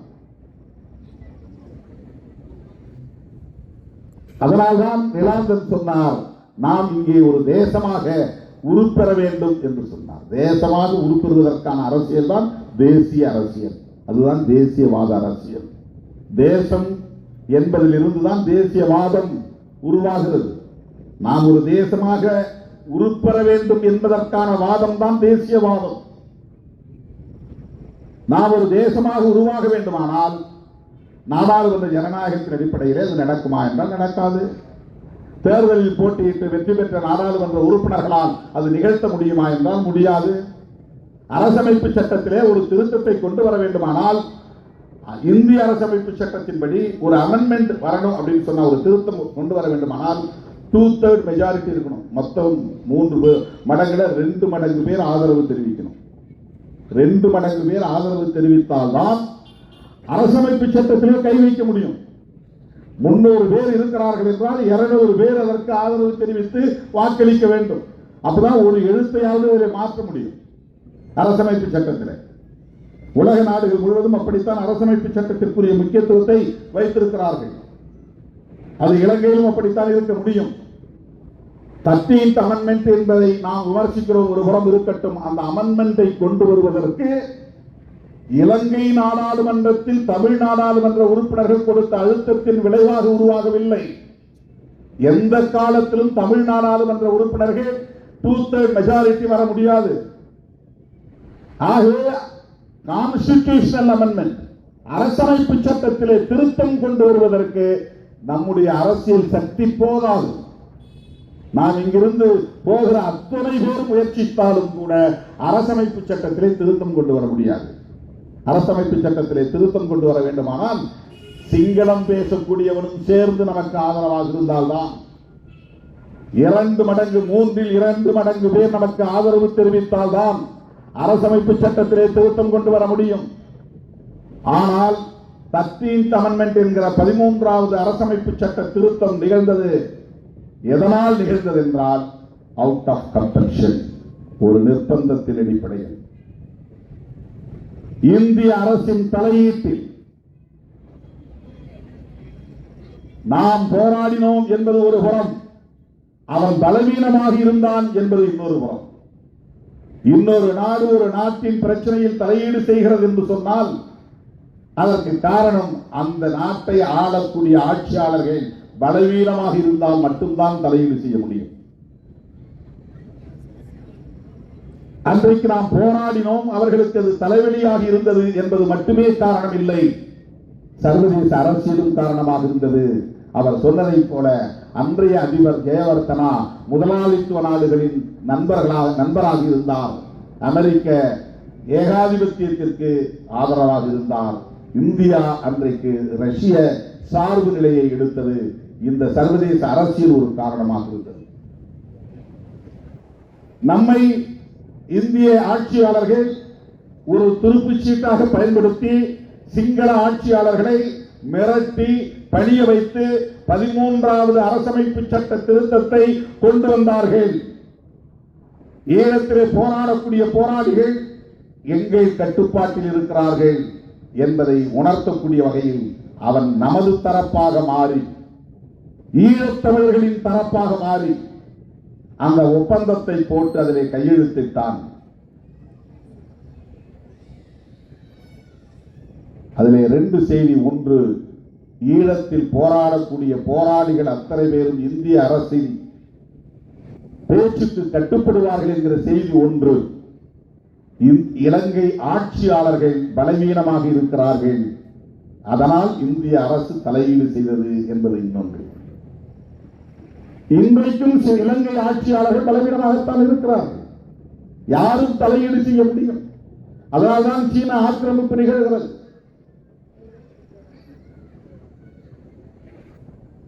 இன்னொரு நாடு தலையீடு செய்ய முடியாத அளவுக்கு அவர்கள் வலிமை பெற்றவர்களாக இல்லை. அதுதான் யதார்த்தமான உண்மை. உண்மையில் நம் போராட்டம் வெற்றி பெற்று பல ஆண்டுகள் கடந்து விட்டன. அந்த வெற்றியை வெற்றியாக அங்கீகரிக்கவில்லை உலக நாடுகள். ஈழத்தை ஒரு நாடாக, விடுதலை பெற்ற நாடாக அங்கீகரிக்கவில்லை உலக நாடுகள். அதைவிட முக்கியமாக தமிழீழ விடுதலை புலிகள் உள்ளிட்ட போராளிகள் இயக்கத்தை மக்கள் இயக்கமாக அவர்கள் ஏற்கவில்லை, ஒரு தேசிய இன விடுதலை இயக்கமாக ஏற்கவில்லை, ஒரு பயங்கரவாத குழு என்கிற அடிப்படையில் தான், ஒரு டெரரிஸ்ட் குரூப் என்கிற அடிப்படையில் தான் இந்த அமைப்புகளை உலக நாடுகளை பார்த்தன. அந்த ஸ்டிக்மா இன்னும் இருக்கிறது. எனது அருமை தோழர்களே, இந்த பின்னணியில் இருந்துதான் இந்த அரசியலை நாம் உற்று நோக்க வேண்டும். எல்லாம் பழைய கதை, வலி மிகுந்த கதை, ரத்தம் தோய்ந்த கதை, வடுக்கில் நிறைந்த வரலாறு. ஆனால் புதிய இளைய தலைமுறையினருக்கு அது தெரியாது. இது கிட்டு பூங்கா, கிட்டுவின் ஏகம் இந்த இளைய தலைமுறையினருக்கு தெரியாது. அவருடைய வீரம் இந்த இளைய தலைமுறையினருக்கு தெரியாது. நாம் சந்தித்த சவால்களும் நெருக்கடிகளும் துன்பங்களும் துயரங்களும் அவலங்களும் இந்த இளைய தலைமுறையினருக்கு தெரியாது. அது அவர்கள் பிழையும் அல்ல, நம்முடைய பிழையும் அல்ல, காலத்தின் கோலம் அல்ல. ஆனால் இந்த இளைய தலைமுறையினரை நம்முடைய அரசியல் களத்திலே இணைய வைப்பதும் பிணைய வைப்பதும், அவர்களை அதற்கு அணியப்படுத்துவதும், அவர்களை அதற்காக வழிநடத்துவதும் வழிகளை சுமந்து நிற்கிற நம்முடைய கடமை. அந்த புரிதல் தான் நமக்கு தேவை.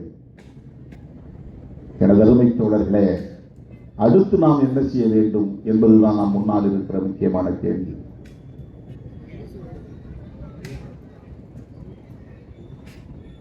உலக வரலாற்றில் எல்லா விடுதலை இயக்கங்களும் இது போன்ற பல சரிவுகளை சந்தித்திருக்கின்றன, பின்னடைவுகளை சந்தித்திருக்கின்றன, தோல்விகளை சந்தித்திருக்கின்றன. பாலஸ்தீன விடுதலை இயக்கத்தின் வரலாறு நமக்கு தெரியும். யாசர் அராஃபத் என்கிற ஒரு மாமனிதர் சிதறி கிடந்த அவ்வளவு பேரையும் ஒருங்கிணைக்கிற வல்லமை பெற்றவராக இருந்தார். அப்படி இன்றைக்கு சிதறி கிடக்கிற தமிழர்களை ஒருங்கிணைக்கக்கூடிய வலிமை பெற்ற ஒரு தலைமையை நாம் அடையாளம் காண வேண்டும். அதுதான் நமக்கு முன்னால் இருக்கிற மிக முக்கியமான சவால். தமிழ்நாட்டில் யார் தேர்தல் கூட்டணி, என்ன தேர்தல் கூட்டணி என்று தேடுவதல்ல, அதை பற்றி ஆய்வு செய்வதல்ல நம்முடைய நோக்கம், நம்முடைய வேலை. தமிழ்நாடு என்பது 30 மாநிலங்களில் ஒரு மாநிலம். 545 நாடாளுமன்ற உறுப்பினர்களில் வெறும் 40 உறுப்பினர்களை கொண்ட ஒரு மாநிலம். 545 பேரில் 40 பேர் சில திருத்தங்களை கொண்டு வர முடியுமே தவிர பெரிய அழுத்தங்களை தந்துவிட முடியாது. சின்ன சின்ன வெல்ஃபேர் ஸ்கீம்ஸ், நலத்திட்டங்களை உருவாக்க முடியுமே தவிர ஒரு நாட்டை உருவாக்கக்கூடிய வேலை திட்டத்தை அவர்களால் உருவாக்க முடியாது. இதுதான் பிராக்டிக்கல், நடைமுறை சாத்தியக்கூறுகளை நான் பேசுகிறேன். எனவே இந்தியாவின் நன்மதிப்பை பெற வேண்டும் என்பதும் சர்வதேச சமூகத்தின் நன்மதிப்பை பெற வேண்டும் என்பதும் தான் நம் முன்னால் இருக்கிற இரண்டாவது சவால். சிலரை கிடக்கிற தமிழ் சொந்தங்களை ஓரணியில் திரட்டுவது, சர்வதேச சமூகத்தின் நன்மதிப்பை பெறுவது, இது நியாயமான கோரிக்கை. இந்த மக்களுக்கான அரசியல் தீர்வு வேண்டும். இதை உணர்த்த வேண்டியது நம் முன்னால் இருக்கிற மிக முக்கியமான இரண்டாவது சவால். இந்த அடிப்படையில் தான் நாம் கருத்தரங்குகளை நடத்த வேண்டும். இந்த அடிப்படையில் தான் அரசியல் பயிலரங்குகளை நடத்த வேண்டும். இந்த அடிப்படையில் தான் விவாதங்களை, உரையாடல்களை நாம் முன்னெடுத்து செல்ல வேண்டும். தோழர்களே, அந்த புரிதல் அந்த ஐங்கரநேசன், தோழர் நிலாந்தன் போன்றவரிடத்திலே வெகுவாக இருக்கிறது. அதை என்னால் உணர முடிகிறது. அதை ஒருங்கிணைக்க வேண்டிய பணிகளை நீங்கள் முன்னெடுத்தால் அந்த களத்தில் உங்களோடு திருமாவளவன் என்றென்றைக்கும் ஒற்ற துணையாக இருப்பான் என்பதை சொல்லி இந்த வாய்ப்புக்கு நன்றி கூறி முடிக்கிறேன். நன்றி, வணக்கம்.